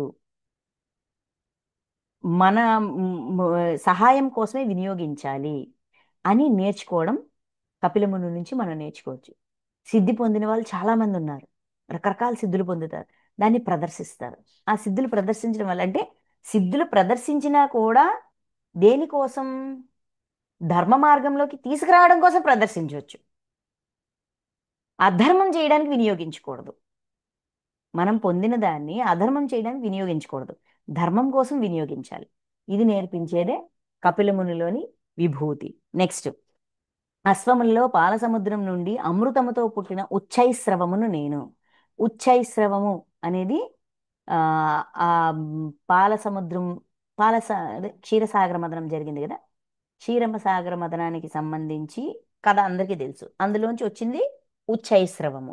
ఆ, ఒక ఒక గుర్రం, అశ్వము, అది నేను అంటున్నారు. అంటే ఆ జన్మ అంటే జంతువులు కూడా, జంతు జన్మల్లో కూడా దివ్యత్వాన్ని సంతరించుకోవచ్చు. మానవ జన్మలోకి వచ్చాకే దివ్యత్వాన్ని సంతరించుకోక్కర్లేదు, జంతు జన్మల్లో కూడా ఇది సాధ్యమే అని నిరూపించే అంటే ప్రతి జంతువులో కూడా దివ్యత్వం ఉంటుంది, అది దైవిక లక్షణాలు ఉంటాయి అని మనకి ఒక గుర్రం కనిపించినప్పుడు ఉచ్చైస్రవం కనిపించాలి. అది ఎంత సాధన చేయకపోతే, గత జన్మల్లో ఎంత సాధన చేయకపోతే అక్కడ ఉద్భవించే ఛాన్స్ దానికి వచ్చి అది ఇంద్రుడి యొక్క దేవతలలో ఒక దేవతగా ఆరాధనలు పొందుతూ ఉన్నత అంటే ఆ గౌరవాన్ని పొందుతూ వాళ్ళకి కావాల్సిన హెల్ప్ చేస్తూ ఉంటది. ఊరికే ఎవరికి ఆ స్టేజ్ వచ్చేది కదా. విశ్వం ఒకరికి ఒక పోస్ట్ ఇచ్చింది అంటే అది ఊరికే వచ్చిదు, వాళ్ళు కష్టపడి సంపాదించుకున్న పాత్ర అది. అలాగే మనం కూడా ప్రయత్నపూర్వకంగా అటువంటి పోస్టుల్ని సంపాదించొచ్చు. ఏది తక్కువ కాదు ఈ సృష్టిలో, ఏది గుర్రము తక్కువ కాదు, ఏనుగు తక్కువ కాదు, సింహము తక్కువ కాదని చాలా జంతువుల గురించి చెప్తారు ఇక్కడ. నెక్స్ట్, భద్రగజములలో ఐరావతమును నేను. భద్రగజములు అంటే పెద్ద పెద్ద ఏనుగులు అన్నమాట, మన ఊహకే అందనంత పెద్ద ఏనుగులు. అందులో ఐరావతము, అది కూడా పాల సముద్ర మదనంలోనే వచ్చింది. అంటే జంతు జన్మల్లోనే సాధనలోకి వచ్చి ఉన్నతమైన జన్మలు తెచ్చుకున్న జంతువులు. ఇంద్రుడికి వాహనంగా వెళ్ళిందా లేదా ఐరావతం? అంటే ఏ జన్మ, అంటే లెర్నింగ్ కోణం నుంచి చూస్తే, దైవంగా మారే కోణం నుంచి చూస్తే ఏ జన్మ కూడా తక్కువైంది కాదు, ఏ జన్మలోనే నేర్చుకోవచ్చు. అది చెప్తున్నారు. చెప్తూ మనుషులలో ప్రభువును నేను. మనుషులలో ప్రభువు అంటే ఏంటి? ప్రభు అంటే పాలించేవారు, రాజులు అనుకోండి, లేదంటే పాలించే మన మంత్రులు, లేదంటే మినిస్టర్లు, ఇవి ఎవరైనా కావచ్చు. మనుష్యులలో ప్రభువును నేను. ఇక్కడ ప్రభువు అనే పాత్ర ఎందుకు ఇచ్చారు? ఆ ఇది ఒక పోస్ట్, ఈ పోస్ట్ నేను అంటున్నారు. అంటే ఆ పోస్టులు అంటే ఇది ఎలా చెప్పొచ్చు అంటే, ఎంతో కోరుకుంటే తప్ప ప్రభువు అయ్యే పోస్ట్ రాదు. ఒక మినిస్టర్ అవ్వడము, ఒక రాజ్యానికి రాజు అవ్వడము, ఒక ఏంటిది ఒక పరగణాకి, ఒక ఏంటిది ఒక మండలానికి, లేదంటే ఒక ఉమ్, గ- గ్రామానికి హెడ్. ఏ హెడ్ అని కాదు, మనుషులలో ప్రభువు, కొంతమందికి హెడ్, వాళ్ళని పాలించేవాడు. అది 100 మంది కావచ్చు, 1,00,000 మంది కావచ్చు, కోటి మంది కావచ్చు, ఈ భూమండలంలో ఉన్న ప్రతి మనిషిని కావచ్చు. పోస్టు ఎంత పెద్దదనే దానికంటే కూడా ప్రభువు అంటే పాలించే పోస్టు. ఈ పోస్ట్లో ఉన్న దివ్యత్వం ఏంటి? నాకు అధికారం ఇవ్వబడింది కదా అని అధికారాన్ని దుర్వినియోగం చేయడం కాదు. చుట్టూ ఉన్న వాళ్ళకి కావలసినవన్నీ తెలుసుకుంటూ, తను ఎవరెవరికైతే పాలనకర్తగా ఉన్నాడో వాళ్ళ యొక్క అవసరాలు, మంచి చెడ్డలు, కష్టసుఖాలు అన్నీ తెలుసుకుంటూ వాళ్ళకి నేనేం చెయ్యగలను, నేను ఏ విధంగా హెల్ప్ చేస్తే వాళ్ళు సెల్ఫ్ సస్టైన్డ్గా, అంటే తమ కాళ్ళ మీద తాము నిలబడేటట్టుగా, వాడికి అన్నం కావాలంటే అన్నం ఇచ్చేసి, వాడికి ఇది కావాలంటే అది ఇచ్చేస్తే అది ప్రభు అవదు, వాడిని ఎడిక్ట్ చేసినట్టుగా అయిపోతుంది. అవసరం వచ్చినప్పుడు చేయి చాచేటట్టుగా అయిపోతుంది. అలా కాదు, నీ అవసరం నువ్వు ఫుల్ఫిల్ చేసుకోవాలి. దానికి తగ్గట్టుగా వాళ్ళని మోటివేట్ చేస్తూ వాళ్ళలో ఆ దైవత్వాన్ని, దివ్యత్వాన్ని అంటే అంటే ధర్మ మార్గంలో నడిపిస్తూ ఎవరిని వాళ్ళే ఉద్ధరించుకోవాలనే జ్ఞానాన్ని అందిస్తూ వాళ్ళ కాళ్ళ మీద వాళ్ళు నిలబడేటట్టుగా వాళ్ళని ట్రైన్ చేసే పోస్ట్ ప్రభువు అనే పోస్ట్.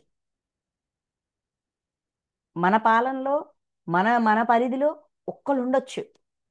ఇప్పుడు మనం గృహిణులం, మన పాలనలో ఎవరున్నారు? మన బిడ్డలు ఉంటారు. వాళ్ళకి సరి అయిన మార్గదర్శకత్వం ఇవ్వడం మన బాధ్యత. మనుష్యులలో ప్రభువు, నేను మనిషిని, నా చుట్టూ ఒక 10 మంది మనుషులు ఉన్నారు, వాళ్ళని సరిగ్గా నేను గైడ్ చేయగలగాల అంటే నాకు ఆ జ్ఞానం ఉండాల. అలాగా ఈ ఇప్పుడు ప్రభువు అవ్వాలంటే నాకు ఇప్పుడు రాజ్యం ఇస్తేనే నేను పాలిస్తానంటే నా చుట్టూ ఉన్న ఇద్దరినే నేను సరిగ్గా గైడ్ చేయలేనప్పుడు నాకు 10 మందిని ఇస్తే నేనేం చేస్తాను? వాళ్ళని వినియోగించుకొని ఇంకో 4 దుర్మార్గాలు చేస్తాను. చేస్తానా చేయనా? అది చేయకూడదు. ధర్మ మార్గంలో నడిపించడానికి, వాళ్ళంతట వాళ్ళు ఎదిగేటట్టుగా వాళ్ళని గైడ్ చేసే విధంగా సహాయం చేస్తూ ఆ మార్గదర్శకత్వాన్ని ఇవ్వడమే మనం చేసే సహాయం. విపరీతమైన కష్టం ఉంది, అప్పుడు అందించవచ్చు. నానా ఇలా కాదు, ప్రతిసారి కష్టం వచ్చిన ప్రతిసారి ఎవడుంటాడు, నీ కష్టాన్ని నువ్వు డీల్ చేసుకునే విధంగా నిన్ను నువ్వు ఉద్ధరించుకోవాలి, నువ్వు అలాగా స్ట్రాంగ్ అయిపోవాలా. నీకు ఇది పూటకి ఆహారం కావాలి అంటే ఆ ఆహారాన్ని నువ్వు సంపాదించుకునే విధంగా నీ కాళ్ళ మీద నువ్వు నిలబడేటట్టుగా ఉండాలి. దానికి నువ్వెవరిని బాధ పెట్టకుండా ఇబ్బంది పెట్టకుండా చెయ్యగలగాలి. దైవం తోడుంది, సహాయం చేస్తది, మన ధర్మమే మనకి రక్ష, ఇలాగ గైడ్ చేస్తూ వాళ్ళని సరి అయిన మార్గంలో, జనక మహారాజులాగా. అది ప్రభువు. ఆ పోస్ట్ నుంచి నేర్చుకోవాల్సింది. నెక్స్ట్, ఆయుధములలో వజ్రాయుధమును నేను. ఆయుధాలు, ఆయుధం కూడా చూడండి, ఆయుధంలో వజ్రాయుధం. వజ్రాయుధంకున్న ఉన్న స్పెషాలిటీ ఏంటి? దధీచి మహర్షి యొక్క వెన్నెముక్క. వాళ్ళకి ఒక ఆయుధం అవసరమైంది, నిర్భేద్యమైన ఆయుధం. అప్పుడు ఆ మహర్షిని అడుగుతారు. ఆయన ప్రాణత్యాగం చేసేసి తన వెన్నెముకని ఇచ్చేస్తారు. తనలో తన పెద్ద మహర్షి ఆయన, చాలా సాధకుడు. ఆయన సాధన ద్వారా తెచ్చుకున్న ఆ శక్తిని, ఆ దివ్యత్వాన్ని అంతా కూడా ఆయన వెన్నెముకలో నిక్షిప్తం చేస్తారన్నమాట. ఆ దివ్యత్వంతో అక్కడ ఉన్న దుర్గుణాన్ని, అసురత్వాన్ని వాళ్ళు అంతం చేయగలిగారు. అంటే ఇక్కడ ఏంటి? ఒక అసురత్వాన్ని, ఒక ఆ సరికాని దాన్ని అంతం చేయాలంటే మన దగ్గర అంతకు మించిన సరి అయినది ఉండాలి. ఇప్పుడు ఒక కోపం ఉంది, లేదంటే అసహ్యం ఉంది, లేదంటే ఆ శత్రుత్వం ఉంది, ద్వేషం ఉంది. ఇవన్నీ దుర్గుణాలు. వీటన్నిటినీ సరి చెయ్యాలి అంటే ఈ ద్వేషం నేను అవ్వకూడదు, ఇలా ద్వేషించకూడదు, ద్వేషించకూడదు అనుకుంటుంటాం. కానీ మనకు తెలియకుండానే మనం ద్వేషిస్తూ ఉంటాం. ఈ ద్వేషాన్ని సరిచేయాలి అంటే ద్వేషానికి మించిన ప్రేమని ప్రదర్శించగలగాలి. ద్వేషం కంటే ఉత్తమమైనది ప్రేమ కదా. మనకి ద్వేషం వద్దనుకుంటున్నాం కదా, మరి కావాల్సింది ఏదో ఒకటి ఉండాలి కదా అక్కడ. దీనికి కౌంటర్ వెయిట్ ఉండాలి. ఎప్పుడైనా తూకం తక్కిడి, అదే వెయిట్స్ ఉంటాయి చూసారా, కాయగూరలు తూకం వేస్తారు. ఒకటి బరువు అయ్యింది, కిందకి పడిపోతుంది ఇలాగా. కేజీ గుండు ఒక దాంట్లో పెట్టాడు, కేజీ కాయగూర అడిగాం, కేజీ గుండు పెట్టిన తక్కిడి ఇలా కిందకి దిగిపోతుంటది. అప్పుడు వీడు ఏం చేస్తాడు? ఇక్కడ దానికి తగ్గట్టుగా కూరలు వేస్తాడు, ఆ దొండకాయలో బెండకాయలో వేస్తుంటాడు. ఇవి వేసే కొద్దీ దీని ఇలా రైజ్ అవుతుంది, రెండు సమానం అవుతాయి. ఇప్పుడు ద్వేషం అనేది బరువు అయిపోయింది. ఆ బరువు వల్ల మనం దాన్ని కౌంటర్ బ్యాలెన్స్ చేయలేకపోతున్నాం, సమతుల్యత తేలేకపోతున్నాం. అప్పుడు ఏం చేయాలా? ప్రేమ అనేదాన్ని ఇంకో తక్కిడిలో వేయాలి. అప్పుడు ఈ ప్రేమ, ఈ తక్కిడి బరువై ఇలా దిగుతూ ఇది కూడా తేలికై పైకి లేస్తూ ఉంటది. ఇది దిగడమే కాదు, దీంతో పాటు సమానంగా దీన్ని కూడా పైకి లేపుతుంటది. అవునా కదా? అప్పుడు కదా బ్యాలెన్స్ అయ్యేది. అలాగా ఇక్కడ ఏం చెప్తున్నారు మనకి? మన ఆయుధములలో వజ్రాయుధము. వజ్రాయుధం ఏం చేసింది? తనలోన ఆ మహర్షిలో ఉన్న దివ్యత్వాన్ని అంతా కూడా తనలో ఇముడ్చుకుంది. ఈ ఈ దివ్యత్వము ఆ అసురత్వాన్ని క్లోజ్ చేయగలిగింది. అంటే ఎప్పుడైనా మనలో ఉన్న అసురత్వాన్ని సరిచేయాలి అంటే మనకు కావాల్సిన కౌంటర్ బ్యాలెన్స్ ఏంటయ్యా అంటే దివ్యత్వం. దైవీ లక్షణాల్ని పెంచాలి. అసలు లక్షణాలు ఆటోమేటిక్గా ఆ బరువు తేలికై అలాగ బ్యాలెన్స్ అవుతాయి. ఇంకా పెంచే కొద్దీ ఇది బరువు అయిపోతుంది, దైవత్వం. ఈ దివ్యత్వం బరువు అయ్యే కొద్దీ అసురత్వం మాయమైపోతుంది, పైకి లేసిపోతుంది. అర్థమవుతుందా? అది వజ్రాయుధం నుంచి మనం నేర్చుకోవచ్చు. అసురత్వాన్ని జీరో చెయ్యాలి అంటే దివ్యత్వాన్ని పెంచాలా, పెంచి తీరాల. కొంచెం కొంచెం ఒక్కొక్క పర్సంటేజ్ స్నేహం, ప్రేమ, సహాయం, అంగీకారం, సౌందర్యం. సౌందర్యం అంటే ఇక్కడ మన బ్యూటీ కాదు. తారకం గారు అంటారు సౌందర్యం. సౌందర్యం అంటే సృష్టిలో ఉన్న ప్రతిదాన్ని అంగీకరించగలగడం, దైవిక లక్షణాలు, దివ్యత్వాన్ని అంగీకరించడమే సౌందర్యం అని చెప్తారు ఆయన. ఓకే. ప్రకృతిని యాక్సెప్ట్ చేయడం సౌందర్యం అంటారు. ప్రకృతి అంటే సృష్టి, సృష్టిలో ఏదైనా సరే యాక్సెప్ట్ చేయగలగడం. ఇలాగా ఒక్కొక్క దైవీ లక్షణాన్ని పెంచే కొద్దీ అశ్రీ లక్షణాల యొక్క బరువు తేలిక పడిపోతుంది. కిందకి వెళ్ళిపోయింది కాస్త అలాగా పైకొచ్చి పైకొచ్చి పైకొచ్చి పైకొచ్చి అలా సమానమై ఇంకా ఇంకా ఇంకా ఇంకా సాధన చేసే కొద్దీ అసురత్వాన్ని సరిచెయ్యాలి అంటే దివ్యత్వంతోనే సాధ్యమని నేర్పించేది వజ్రాయుధం. పాడి ఆవులలో కామధేనువుని నేను. పాడి ఆవులు అంటే పాడి, రీప్రొడక్షన్. కామధేను ఏం చేస్తుంది? ఏం కావాలంటే అది అందిస్తుంది. కోరికను నెరవేర్చుకోవాలి. కామధేనువు ఏ కోరికనైనా నెరవేరుస్తాది అంటారు. పాడి ఆవులలో కామధేనువు నేను, ఆకలిని తీరుస్తుంది. ఎన్ని పాలు కావాలంటే అన్ని పాలు ఇస్తుంది కామధేనువు. అదేవిధంగా కామధేనువుకి స్పెషాలిటీ ఏంటి? కోరికలను కూడా నెరవేరుస్తుంది. ఇక్కడ కోరికలు నెరవేర్చడం అంటే ఆ నెరవేర్చుకునే ప్రాసెస్. అది ధర్మబద్ధమైనదైతే ఖచ్చితంగా నెరవేరుతుంది అని ఒక అభయం. అది ధర్మబద్ధమైనదై ఉండాలి. అది మనల్ని మళ్ళీ ఓ మోహంలోకి నెట్టే విధంగా ఉండకూడదు. మోహం నెరవేరే కొద్దీ మనల్ని మోహంలోకి నెట్టకుండా ఓకే ఫుల్ఫిల్ అయింది, ఇక్కడ దీని నుంచి నేను పొందాల్సింది పొందాను, ఆ అనుభూతి మనం అయిపోయాక దాన్ని జీరో చేయగలగడం. అది కామధేను నుంచి మనం నేర్చుకోవచ్చు. నెక్స్ట్, శాస్త్ర విహిత రీతులలో సంతానోత్పత్తికి కారణమైన మన్మధుడు నేను. శాస్త్ర విహిత రీతులలో, శాస్త్రంలో చెప్పబడిన రీతి. శాస్త్రంలో ఏం చెప్పబడింది? ధర్మబద్ధమైనది. సంతానోత్పత్తికి కారణమైన మన్మధుడని నేను. ధర్మబద్ధమైన సంసారం సంతానం. అప్పుడు ఆ అంటే ఆది మన్మధుడు. ఇప్పుడు మన్మధుడిని ఏమంటాము? ఎవరినైనా సరే డిస్ట్రాక్ట్ చేస్తారు అని అనుకుంటాం. అలాగే ఆయనకి ఆ పేరే ఉంది. అవునా కాదా? అయితే ఇక్కడ ఏమంటున్నారు? ధర్మబద్ధమైన సంతానోత్పత్తికి, అంటే ఈ సృష్టి మనతో ఆగిపోకూడదు. సృష్టి ఎప్పుడు విస్తరిస్తూ ఉండాలి. ఇది ఒకరి నుంచి ఒకరికి, ఒకరి నుంచి ఒకరికి ఇది ఇలాగ ఎక్స్పాండ్ అవుతూ ఉండాలి. ఎప్పుడు మనతో ఆగిపోకూడదు. నేను వచ్చాను, నాలాగే ఇంకొకరిని కూడా నేను రిప్రొడ్యూస్ చెయ్యాలి. అది కూడా ఎవరికి పెయిన్ ఇవ్వకుండా, ఎవరిని ఇబ్బంది పెట్టకుండా, అంటే హింస లేనికుండా నా నా వంతు ప్రయత్నం నేను చెయ్యగలగాలి అనే ఆ ఆలోచన, ఆ ధర్మబద్ధమైనది ఆ ఏంటిది మన్మధుడు. అధర్మంగా జరిగే ఏ దానికి మన్మధుడు కాదు. మన్మధుడు బాణం వేసేసాడు, నేను ఇది చేసేసాను, నేను ఇలాగ హింస పెట్టేశాను, నేను ఇది ఇది కూడా ఆ మన్మధుడి పనే అని నెట్టేస్తే ఒప్పుకోరు ఇక్కడ. ధర్మబద్ధమైనది సంతానోత్పత్తికి కోసం ధర్మం పూర్వకంగా చేసే ఆ ప్రయాస, ఆ ఏంటిది ఆ ప్రయాణం, ఆ, అది మన్మధుడు. అది మనం గుర్తుపెట్టుకోవాలి. ఏం చేసినా కూడా అది మన్మధుడి యొక్క పనే అనడానికి లేదు. ధర్మబద్ధమైనదైతేనే మన్మధుడు, అది కూడా సంతానోత్పత్తి కోసం చేసేదైతేనే మన్మధుడు. నెక్స్ట్, సర్పములలో వాసుకిని నేను. ఇక్కడ సర్పములు అంటారు, మళ్ళీ నెక్స్ట్ పాయింట్లో ఏమంటారు? నాగజాతి వారిలో ఆదిశేషుడిని నేను. రెండు రకాలు, అంటే సర్పాలలో రెండు రకాల కేటగిరీస్ ఉంటాయి. ఆ నాగజాతి, సారీ సర్పం, వాసుకి. వాసుకి ఏం చేశారు? తన శరీరాన్ని క్షీరసాగర మదనానికి ఇచ్చేశారు. అక్కడ పెయిన్ ఉండదా?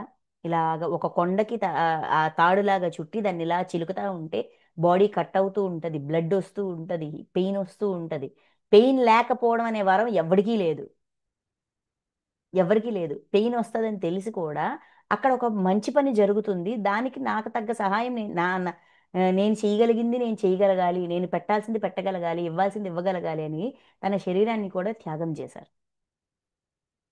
అంటే ఒక ఒక మంచి పని జరుగుతున్నప్పుడు తమ వంతు సహాయం చేయడం, నేను నాది అనేది దాటి తమ వంతు సహాయం చేయడం, ఆ పెయిన్ని కూడా భరిస్తూ చెయ్యగలగడం, అది అక్కడున్న విభూతి.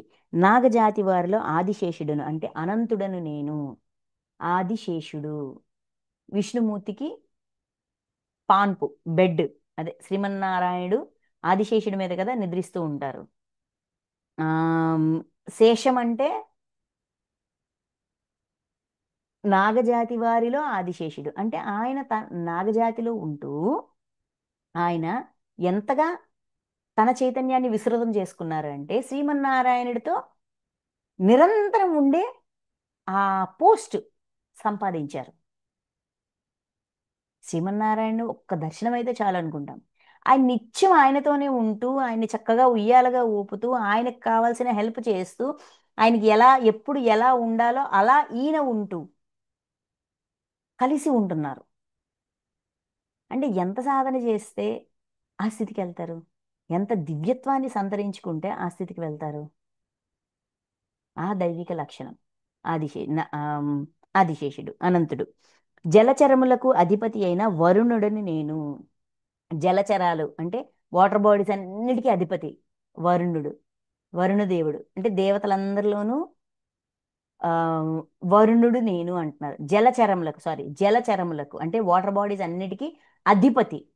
వాటన్నిటిని కంట్రోల్ చేస్తారు, అంటే ఈయన అండర్లో ఉంటాయి. వాటర్ బాడీస్ అన్ని కూడా ఎప్పుడైనా సరే ఎక్కడైనా సరే నీటి యొక్క అవసరం ఉంది అంటే ఆ అవసరానికి తగ్గట్టుగా అందించడం అనేది జరుగుతూ ఉంటది కదా. అధిపతిగా ఉన్నామని చెప్పి ఒక దగ్గర ఇస్తూ ఒక దగ్గర మానేస్తూ ఏమైనా ఉందా? లేదు. అవసరానికి తగ్గట్టుగా అర్హతకి తగ్గట్టుగా అందించబడుతుంది. ఆ రెగ్యులేషన్ చూసుకుంటారు ఆయన. నెక్స్ట్, పితరులలో అర్యముడను అంటే పితృగణ ప్రభువును నేను. పితృ పితరులలో అంటే పితృదేవతలు. పితృదేవతలు అనేది ఒక విభాగం. ఈ పితృదేవతల విభాగం ఏం చేస్తుంది? ఏంటిది, జన్మ పరంపరలో ఆ, పితరుల్ని పూజ చేయాలి వాళ్ళకి. ఏంటిది, పితృదోషాలు, పితృపక్షాలు వచ్చినప్పుడు పితృదోషాలకి దానికి పూజ చేయాలి ఇవన్నీ అంటాం కదా. ఈ పితృగణ ప్రభువు, పితృగణం అనేది ఒక డిపార్ట్మెంట్ అన్నమాట. పితృదేవతల డిపార్ట్మెంట్. అందులో 33 ఉంటారు మాస్టర్స్. ఓకే. ఈ 33 మాస్టర్స్ ఏం చేస్తారంటే వాళ్ళకి వాళ్ళ దగ్గర ఇప్పుడు మన జన్మ పరంపరలో మన ఇంట్లో పెద్దలు, ఆ ముందు తరాల వాళ్ళు, ఆ ముందు తరాల వాళ్ళు, ఆ ముందు తరాల వాళ్ళు అంటాం. ఆ ముందు ముందు తరాల వాళ్ళు ఎవరు? ఆ ఆత్మ నుంచి వచ్చిన జీవాత్మలు అన్నమాట. ఒక ఆత్మ చాలా జీవాత్మలు రిలీజ్ చేస్తుంది. ఫస్ట్ ఫస్ట్ జన్మల్లో మనం మన ఆత్మ నుంచి వచ్చిన జీవాత్మల యొక్క ఫ్యామిలీలోనే మ్యాక్సిమం వస్తుంటాం. ఎందుకంటే కొంచెం అండర్స్టాండింగ్ ఉంటుంది అని. అలాగా అందుకని ఏం చేస్తారు, ఎవడైనా ఆ వంశంలోనే ఎవరైనా సరే, ఆ, నేను మరి సన్యసించేస్తాను, నేను మరి సంతానోత్పత్తికి వెళ్ళను, పెళ్లి చేసుకుని అన్నప్పుడు వాళ్ళు ఏం చేస్తారు, మేము మళ్ళీ జన్మ తీసుకునే అవకాశాన్ని నువ్వు మాకు లేకుండా చేస్తున్నావు, నువ్వు అలాంటి పని చెయ్యకు అని రిక్వెస్ట్ చేస్తుంటారు అనమాట. అప్పుడు ఆ మాస్టర్స్ కూడా చూపిస్తారు. ఈ పితృగణం ఉంది కదా, పితృదేవతల మాస్టర్స్ వాళ్ళు కూడా ఈ పర్సన్కి గైడ్ చేస్తారనమాట. హెల్ప్ చేస్తారు, గైడ్ చేస్తారు, ఇలాంటి తప్పు చెయ్యకు అనేసి, దీనివల్ల నీకు చాలా దోషం వస్తుంది అని. అప్పుడు వీళ్ళు యాక్సెప్ట్ చేసి మళ్ళీ సంతానంలోకి వెళ్ళి అది అలా వస్తుంది. అందులో పితృగణ ప్రభువు అంటే ఆ గణం మొత్తానికి ప్రభువు అన్నమాట. ఒక మాస్టర్ లాగా ఆ మాస్టర్స్ అందరికీ మాస్టర్. అదొక పోస్టు. ఆ పోస్ట్ నేను అంటున్నారు అంటే మన లెక్కాచారాలు చూపించే మాస్టర్స్ అనుకోండి. కరెక్ట్గా చెప్పాలంటే ఇన్ని లెక్కలు ఉన్నాయి, ఇది సరి చేయాలంటే మన ద్వారా వాళ్ళు రావాల్సిందే. వాళ్ళకి మనకి ఉన్న రుణాలు ఏంటి, లెక్కలేంటి, ఇవన్నీ తెలియజేస్తుంటారు అనమాట. ఇవన్నీ తెలియజేసే గ్రూప్ తాలుగా హెడ్ పిత్రగణ ప్రభువు. అది నేను అంటున్నారు. అంటే ఇందులో నాకు అర్థమైంది చెప్తున్నాను, ఇదే కరెక్ట్ అనట్లేదు. ఈ పాయింట్లో నాకేమనిపిస్తుందంటే మనకి మన రికార్డ్ రూమ్ చూపించే మాస్టర్స్ అని అనిపిస్తుంది. సో ఏదైనా ఎవరికైనా నాకు సంబంధించిన కర్మను నేను చూసుకోలేదు, నాకు చూపించుకుంటున్నారు అన్నప్పుడు ఈ మాస్టర్స్ని రిక్వెస్ట్ చేయొచ్చు, మా రికార్డ్స్ని మాకు చూపించండి అని. ఓకే. నెక్స్ట్, శాసకులలో యమధర్మరాజును నేను. శాసకులు శాసించేవాళ్ళు, శాసనకర్త. శాసనకర్త అంటే దేన్ని శాసిస్తారు వాళ్ళు? ఒక మాస్టర్ స్టేజ్లో ఉన్నవాళ్ళు, ఒక దైవం అని అంటే అంత అంత పోస్ట్. యమధర్మరాజు అనే పోస్ట్ అని చిన్న పోస్ట్ కాదు. దేన్ని శాసిస్తారు ఆయన? ధర్మంగా ఉండు, ఇది ధర్మము, ఇది అధర్మము అని శాసనం చేస్తారు. నువ్వు ఈ పని చేస్తున్నావు, ఇది అధర్మం, ఇది ధర్మం, ఇది సరికానిది, ఇది సరి అయినది అని సరి అయిన మార్గదర్శకత్వం శాసించైనా సరే గట్టిగా చెప్తారు. దీని దీని పర్యవసానం ఈ విధంగా ఉంటది, కాబట్టి జాగ్రత్త అని చెప్పేవాళ్ళు యమధర్మరాజును నేను. అంటే ఎప్పుడు కూడా మనం ధర్మాన్నే శాసించాలి, ధర్మబద్ధంగానే ఉండాలి. అది నేర్పించే వాళ్ళు ఉన్నారు. ఆ మాస్టర్స్ ఎప్పుడు మనల్ని గైడ్ చేస్తారు. మనం దాన్ని పట్టుకోగలగాలి. ఆ ఇంట్యూషన్ని, వాళ్ళు ఇచ్చే మెసేజ్ని క్యాచ్ చేయగలగాలి. నెక్స్ట్, దైత్యులలో నేను ప్రహ్లాదుడను. దైత్యులలో ప్రహ్లాదుడును అంటే ఇక్కడ దైత్యులు అంటే దితిదేవి పుత్రులు. అదితిదేవి, దితిదేవి ఉన్నారు కదా, ఆ దితిదేవి పుత్రులందరిలోకి ప్రహ్లాదుడను నేను. ఆయన ఉన్న వాతావరణం, ప్రహ్లాదుడు పుట్టిన వాతావరణం కూడా, ఆ వాతావరణం మొత్తం అసురత్వంలో ఉంటది. కానీ ఆయన తన దివ్యత్వాన్ని కోల్పోలే. మనమేమంటాము, మేము ధ్యానం చేస్తున్నామండి, మా ఇంట్లో వాళ్ళు ధ్యానం చేయరు, మాంసం తింటారు, గొప్ప ఇబ్బందిగా ఉంటుందండి, వీళ్ళందరూ ఎప్పటికి మారుతారు, వాళ్ళని మార్చేయడానికి నేనేం చెయ్యాలి అంటుంటాం. వాళ్ళు అలానే ఉంటారు, మన చుట్టూ ఎప్పుడు అసురత్వం ఉంటుంది. ఆ అసురత్వంలోనే మన దివ్యత్వాన్ని మనం నిలుపుకోగలగాలి. మన దివ్యత్వాన్ని మనం కోల్పోకూడదు. మన దైవిక లక్షణాల్ని మనం కోల్పోకూడదు. చుట్టూ పరిస్థితి బాలేదు అని చెప్పి మనల్ని మనం మార్చుకుంటూ పోతే ఎప్పుడూ పరిస్థితులు సరిగా ఉండవు. పరిస్థితులు ఎప్పుడూ ప్రశ్నార్థకంగానే ఉంటాయి, ప్రమాదకరంగానే ఉంటాయి. నన్ను నేను కోల్పోకుండా నేను జాగ్రత్త పడాలి, అది నేర్పిస్తాడు ప్రహ్లాదుడు. ఆఖరి వరకు తాను కోల్పోలా. తనలో దివ్యత్వాన్ని ఒక్క ఇంచు కూడా తను కోల్పోలా. చుట్టూ ఉన్న వాళ్ళకి స్ప్రెడ్ చేసే ప్రయత్నం చేశాడు, కోల్పోలా. అది నా దివ్యత్వం మీద నేను స్టాండ్ అవ్వాలి. చుట్టూ పరిస్థితులు ఎప్పుడు అనుకూలంగా ఉండవు, చుట్టూ అసరత్వం ఉంటుంది, అయినా కూడా నన్ను నేను కోల్పోకూడదు. నెక్స్ట్, గణించు వారిలో గణకులలో నేను కాలమును నేను. గణించు వారిలో గణకులు లెక్క కట్టే వాళ్ళలో కాలం నేను. కాలం కంట లెక్కలు బాగా ఎవ్వడు కట్టలేడు. ప్రతి ప్రతి దాంట్లో అంటే ఏ సెకండ్ ఏం జరిగిందో కూడా లెక్క ఉంటుంది కాలంలో. అంత రికార్డ్స్ మెయింటైన్ చేస్తుంది. సో మనం కాలాన్ని దాటి ఏమి చేయలేం. అంటే కాలంలో రికార్డ్ అయిపోయింది, ఆ రికార్డ్ని చూసుకుని వచ్చే కాలంలో దాన్ని సరి చేసుకోవచ్చు. సరికాని రికార్డు మనకు తెలుస్తుంది, సరి అయిన రికార్డు తెలుస్తుంది. ఇలాగ గణించడం, లెక్క కట్టడం, లెక్కలు కట్టడంలో కాలం కాలం పర్ఫెక్ట్ లెక్కలు కడుతుంది. అంటే మనల్ని మనం మోసం చేసి, లేదు నేను ఆ ఉద్దేశంతో చేయలేదు, లేదంటే నాకు ఆ ఉద్దేశం లేదు, ఇలాగ మనల్ని మనం వెనకేసుకు రావచ్చు. కానీ ఆ కాలంలో, ఆ టైం లైన్లోన, ఆ క్షణంలోన మన ప్రవర్తన గమనించినప్పుడు మనం ఏ ఉద్దేశంతో చేసామో మనకు మనం దొరికిపోతాం. దాక్కోలేం, దాచిపెట్టలేం. అంత అద్భుతమైన లెక్కల మాస్టర్. మృగములలో మృగరాజు అయిన సింహమును నేను. సింహము క్రూరమైనది, క్రూర మృగము అంటాం. సింహరాజును నేను. చూడండి, మృగరాజు అయిన సింహమును నేను. మృగములు అంటే ఏంటిది, వేటాడి ఉమ్, పోషణ చేసుకునే జంతువులు. అందులో సింహమును నేను. సింహం వేటాడుతుంది, ఎదుటి జంతువుల్ని వేటాడుతుంది. ఒక కక్షతో కార్పణ్యంతో కాదు, దానికి ఆకలేసింది, ఫుడ్ కావాలి, వేటాడుతుంది, తినేస్తుంది, మళ్ళీ ప్రశాంతంగా పడుకుంటుంది. దాని కళ్ళల్లో ఏంటిది, కక్షా కార్పణ్యం ఉండదు. దాని వర్క్ ఏదో అది చేస్తుంది, వర్క్కి మించి చేయదు. ఇప్పుడు మనం ఉన్నాం, మానవులం అయినా ఏంటిది, అవసరం ఉన్నా లేకపోయినా వేటాడుతుంటాం. మాటలతో వేటాడుతుంటాం, చేతలతో వేటాడుతుంటాం. మనం మళ్ళీ ఆ జన్మెత్తి వచ్చాం, నాకు ఎంతవరకు అవసరమో అంతవరకే ఉండాలి అనే లెర్నింగ్ తీసుకునే వచ్చాం. కానీ ఆ లెర్నింగ్ ఇక్కడ ప్రదర్శించట్లా. అది ప్రదర్శించగలగాలి. అలాగా సింహం నుంచి మనం అది నేర్చుకోవాలి. నెక్స్ట్, పక్షులలో పక్షిరాజు అయిన గరుత్మంతుడును నేను. పక్షిరాజు అయిన గరుత్మంతుడు. గరుత్మంతుడికి కూడా ఒక చరిత్ర ఉంది. ఆయన చాలా ఇబ్బందులు పడతాడు సవితి తల్లి చేతిలో. ఇది ఆ, వినత, కద్రువ, ఉమ్, ఈ ఈ స్టోరీ అందరికీ తెలిసిందే. గరుత్మంతుడు తన తల్లిని, పినతల్లి లేదంటే పెద్ద తల్లి యొక్క దాస్యం నుంచి, అంటే దాసిగా ఉన్న తన తల్లిని ఆ దాస్యం నుంచి విడుదల చేయడానికి తను చాలా శక్తివంతుడు. తన రెక్కల్లో చాలా శక్తి ఉంటుంది. ఇలాగ ఒక్కసారి రెక్కొట్టాడంటే ఎవడైనా వెళ్ళిపోవాల్సిందే. అలాంటిది ఆ శక్తిని ప్రదర్శించడు. నా దగ్గర ఎంత శక్తి ఉంది, నా బలంతో, నా బాహుబలంతో, అంటే శారీరక బలంతో వీళ్ళని ఏదైనా చేసి నేను మా అమ్మని విడిపించేయొచ్చు. కానీ ఆయన ఆ మార్గాన్ని ఎంచుకోలే. పద్ధతి ప్రకారం ఏ వాగ్దానాలు జరిగాయి, ఆ వాగ్దానాన్ని బ్రేక్ చేయాలంటే నేనేం చెయ్యాలి అని చెప్పి ఆ ఆయన కూడా ఆ పెద్ద తల్లి దాస్యంలో ఉంటాడు. వాళ్ళు ఏం చెప్తే, వాళ్ళ బ్రదర్స్ వాళ్ళు ఏం చెప్తే అది చేస్తూ ఉంటారు. చేస్తూ ఉంటూ అడుగుతారు, మా అమ్మ నేను ఈ దాస్యం నుంచి విడుదల అవ్వాలి అంటే మేమేం చెయ్యాలో చెప్పండి, అది నేను చేస్తాను అంటారనమాట. వాళ్ళు చెప్పిన కండిషన్స్ అన్ని సాటిస్ఫై చేస్తూ అక్కడ ఏంటిది, కర్ర విరక్క పాము చావక అన్నట్టుగా డీల్ చేసి తను విడుదల పొందుతారు, తన తల్లికి విడుదలనిస్తారు. తన బలం, ఆ శారీరక బలం యొక్క గర్వంతో కాదు, సరి అయిన పద్ధతి, ధర్మబద్ధమైన పద్ధతి ద్వారా తాను విడుదల పొందుతారు, తన తల్లిని విడిపిస్తారు.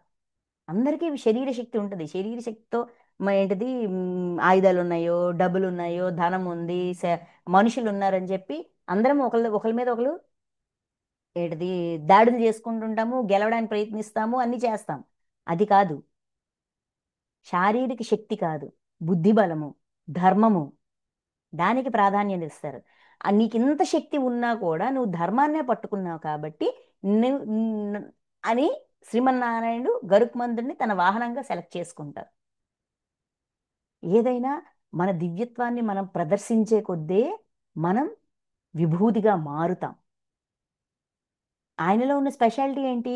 ఆయన శక్తి, శారీరక శక్తి. అదే కోరుకుంటది తల్లి, ఆ వాళ్ళందరినీ బీటౌట్ చేసేంత శక్తిమంతుడు కావాలి అనేసి. అంత శక్తి ఉంది, కానీ ఆ శక్తిని ఆయన ప్రదర్శించలే, ధర్మాన్ని ప్రదర్శించారు. ఆ శక్తిని తాను ధర్మబద్ధంగా ఉండడానికి వినియోగించారే తప్ప అధర్మంతో ఎవరిని ఎవరికి పెయిన్ ఇవ్వడానికి దాన్ని వాళ్ళ. చాలా వాయువేగం, చాలా ఫాస్ట్గా వెళ్ళగలరు. అక్కడి నుంచి ఇక్కడికి, ఇక్కడి నుంచి ఇక్కడికి చాలా ఫాస్ట్గా వెళ్ళగలరు. అంత బలం ఉంది ఆయన శరీరంలో, ఆయన రెక్కల్లోన. కానీ దాన్ని ప్రదర్శించాల. అది ఏది ఎప్పుడు ఎక్కడ ఎలా ప్రదర్శించాలి, శక్తి ఉంది కదా అని చెప్పి దాన్ని దుర్వినియోగం చెయ్యకూడదు. దాన్ని కూడా సద్వినియోగపరచుకోవాలి, మనలో ఉన్న దివ్యత్వాన్ని పెంచుకోవడానికి వినియోగించాలని నేర్పించేదే గరుత్మంతుడిలోని విభూతి. నెక్స్ట్, పవిత్రమొనర్చువానిలో వాయువును నేను. పవిత్రమొనర్చువానిలో వాయువును నేను. వాయువు ప్రతిదాన్ని క్లియర్ చేసేస్తుంటది. ఒకప్పుడు ఈ భూమండలం మీద ఉన్న వాయువు అంతా విషవాయువులు ఉండేవి, హీలియం గ్యాసెస్ వాటితో ఉండేవి. మెల్లమెల్లగా వాయువునంతా, వాయువులో ఉన్న ఆ విషపూరితమైన కణాలన్నిటినీ కూడా క్లియర్ చేసేసాం. క్లియర్ చేసేసింది వాయు కణం. మెల్లమెల్లగా మెల్లమెల్లగా మెల్లమెల్లగా అలా డైల్యూట్ చేసి అలాగా. ఈ పవిత్రం అనొచ్చడం, పవిత్రం అనొచ్చడం అంటే ఎలా చెప్పొచ్చు అంటే,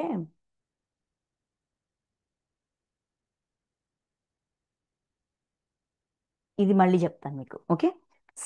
శస్త్రధారుల్లో శ్రీరామచంద్రుడని నేను. శస్త్రాలు శస్త్రాలు ప్రదర్శించడంలో శ్రీరామచంద్రుడు. అంటే ఇప్పుడు వాళ్ళు వాడే ఈ శస్త్రాలు మంత్రంతో ముడిపడి ఉంటాయి. ఆ మంత్రాన్ని ప్రయోగించినప్పుడు అది అటాక్ అవుతుంది అనమాట. అదేంటి almost atom bomb, nuclear bomb లాంటివి. దానివల్ల జరిగే విధ్వంసము, విస్ఫోటనము మామూలుగా ఉండదు. అది ఒక వ్యక్తి మీదకే ప్రదర్శిస్తాం, కానీ ఆ వ్యక్తి ఉన్న ప్రదేశం అంతటిని కూడా విధ్వంసం చేసేస్తుంది, ప్రకృతిని అంతటిని విధ్వంసం చేసేస్తుంది. శ్రీరామచంద్రుడు ఏం చేసేవారు? ఆ పర్సన్ వరకే ఇది పరిమితం అవ్వాలి, చుట్టూ ఉన్న ప్రకృతి ఏది డిస్టర్బ్ అవ్వకూడదు అని చెప్పి ఆ శక్తికి, ఆ మంత్రశక్తికి తన యొక్క సాధనా శక్తిని జోడించి డిస్టర్బెన్స్, డిస్ట్రక్షన్, వినాశనం అనేది అంతవరకే పరిమితం అవ్వాలి, చుట్టూ పరిమితం అవ్వకూడదనే జాగ్రత్త తీసుకుని చేసేవారు. అందుకు శస్త్రధారుల్లో, శస్త్రాలు అందరూ నేర్చుకుంటారు, ఆయుధాలు అందరూ నేర్చుకుంటారు, ప్రదర్శిస్తారు, కానీ ఈ కేర్ఫుల్నెస్ అనేది శ్రీరామచంద్రులోని దివ్యత్వం. మత్స్యములలో మొసలిని నేను, నదులలో గంగానదిని నేను. మత్స్యములు అంటే వాటర్ బాడీస్, నీళ్లలో ఉండే ప్రాణుల్లో మొసలి. మొసలిలో స్పెషాలిటీ ఏంటి? అది నీటి మీద ఉండగలదు, నేల మీద ఉండగలదు, చాలా బలమైనది. ఇది మనం ఇలా చూసుకోవచ్చు, నాకు అనిపిస్తుంది. భౌతికము అభౌతికము రెండిట్లోనే సమంగా ఉండగలగాలి. మొసలి నుంచి మనం నేర్చుకోవచ్చు, ఏది వదలకూడదు. అది నేల మీద బలంగానే ఉంటుంది, నీటిలో ఇంకా బలంగా ఉంటుంది. నీరు మత్స్యములలో అంటే నీటిలో ఉండే ప్రాణులలో, నీటిలో జీవించే ప్రాణులలో మొసలిని నేను అన్నారు. ఆత్మస్వరూపంగా అంటే అభౌతికంగా స్ట్రాంగ్గా ఉండాలి, భౌతికంగా కూడా జీవించాలి. భౌతికాన్ని అభౌతికాన్ని విడివిడిగా కాకుండా రెండింటినీ సైమల్టేనియస్గా బ్యాలెన్స్ చేయగలగాలి, నేర్చుకోగలగాలి, సైమల్టేనియస్గా జీవించగలగాలి. నదులలో గంగానది నేను. జీవనదులు అంటారు కదా, అలాగా ప్రవహిస్తూనే ఉంటాయి. అలా ఏమంటే ప్రాణుల యొక్క దాహాన్ని తీరుస్తూ ఉంటాయి. అది గంగానది యొక్క స్పెషాలిటీ. నిత్యం ప్రవహిస్తూ ఉంటుంది. సర్వకాల సర్వావస్థల యందు ఎలాంటి అవస్థ అయినా, ఎలాంటి కాలమైనా కూడా గంగానది ప్రవహిస్తూ ఉంటుంది. ఇది మనం గంగానది నుంచి నేర్చుకోవాల్సిన దివ్యత్వం ఏంటంటే, మన అంటే లెర్నింగ్ అనేది ఎప్పుడు ఆగిపోకూడదు, బ్రేక్ పడకూడదు. సర్వకాల సర్వావస్థల యందు జాగృత, స్వప్న, సుషుప్తి ప్రతి అవస్థలోనూ మన లెర్నింగ్ ఉండాలి. ఎలాంటి పరిస్థితుల్లో అయినా సరే లెర్నింగ్గా మార్చుకోగలగాలి. జ్ఞానానికి ప్రతీక కదా గంగాదేవి. జ్ఞానం అనేది ఎల్లప్పుడూ ప్రవహిస్తూ ఉండాలి. అది మనం గంగానది నుంచి నేర్చుకోవచ్చు. ఓకే మాస్టర్స్, ఈరోజు మనం ఇక్కడ స్టాప్ చేసుకుందాం. ఇంకా దగ్గర దగ్గర 11 శ్లోకాలు ఉన్నాయి. 11 శ్లోకాల్లో తక్కువలో తక్కువ ఒక 40 వరకు విభూతులు ఉన్నాయి. అవి ఇంకో రోజు చూసుకుందాం. ఓకేనా masters? Thank you masters, thank you so much.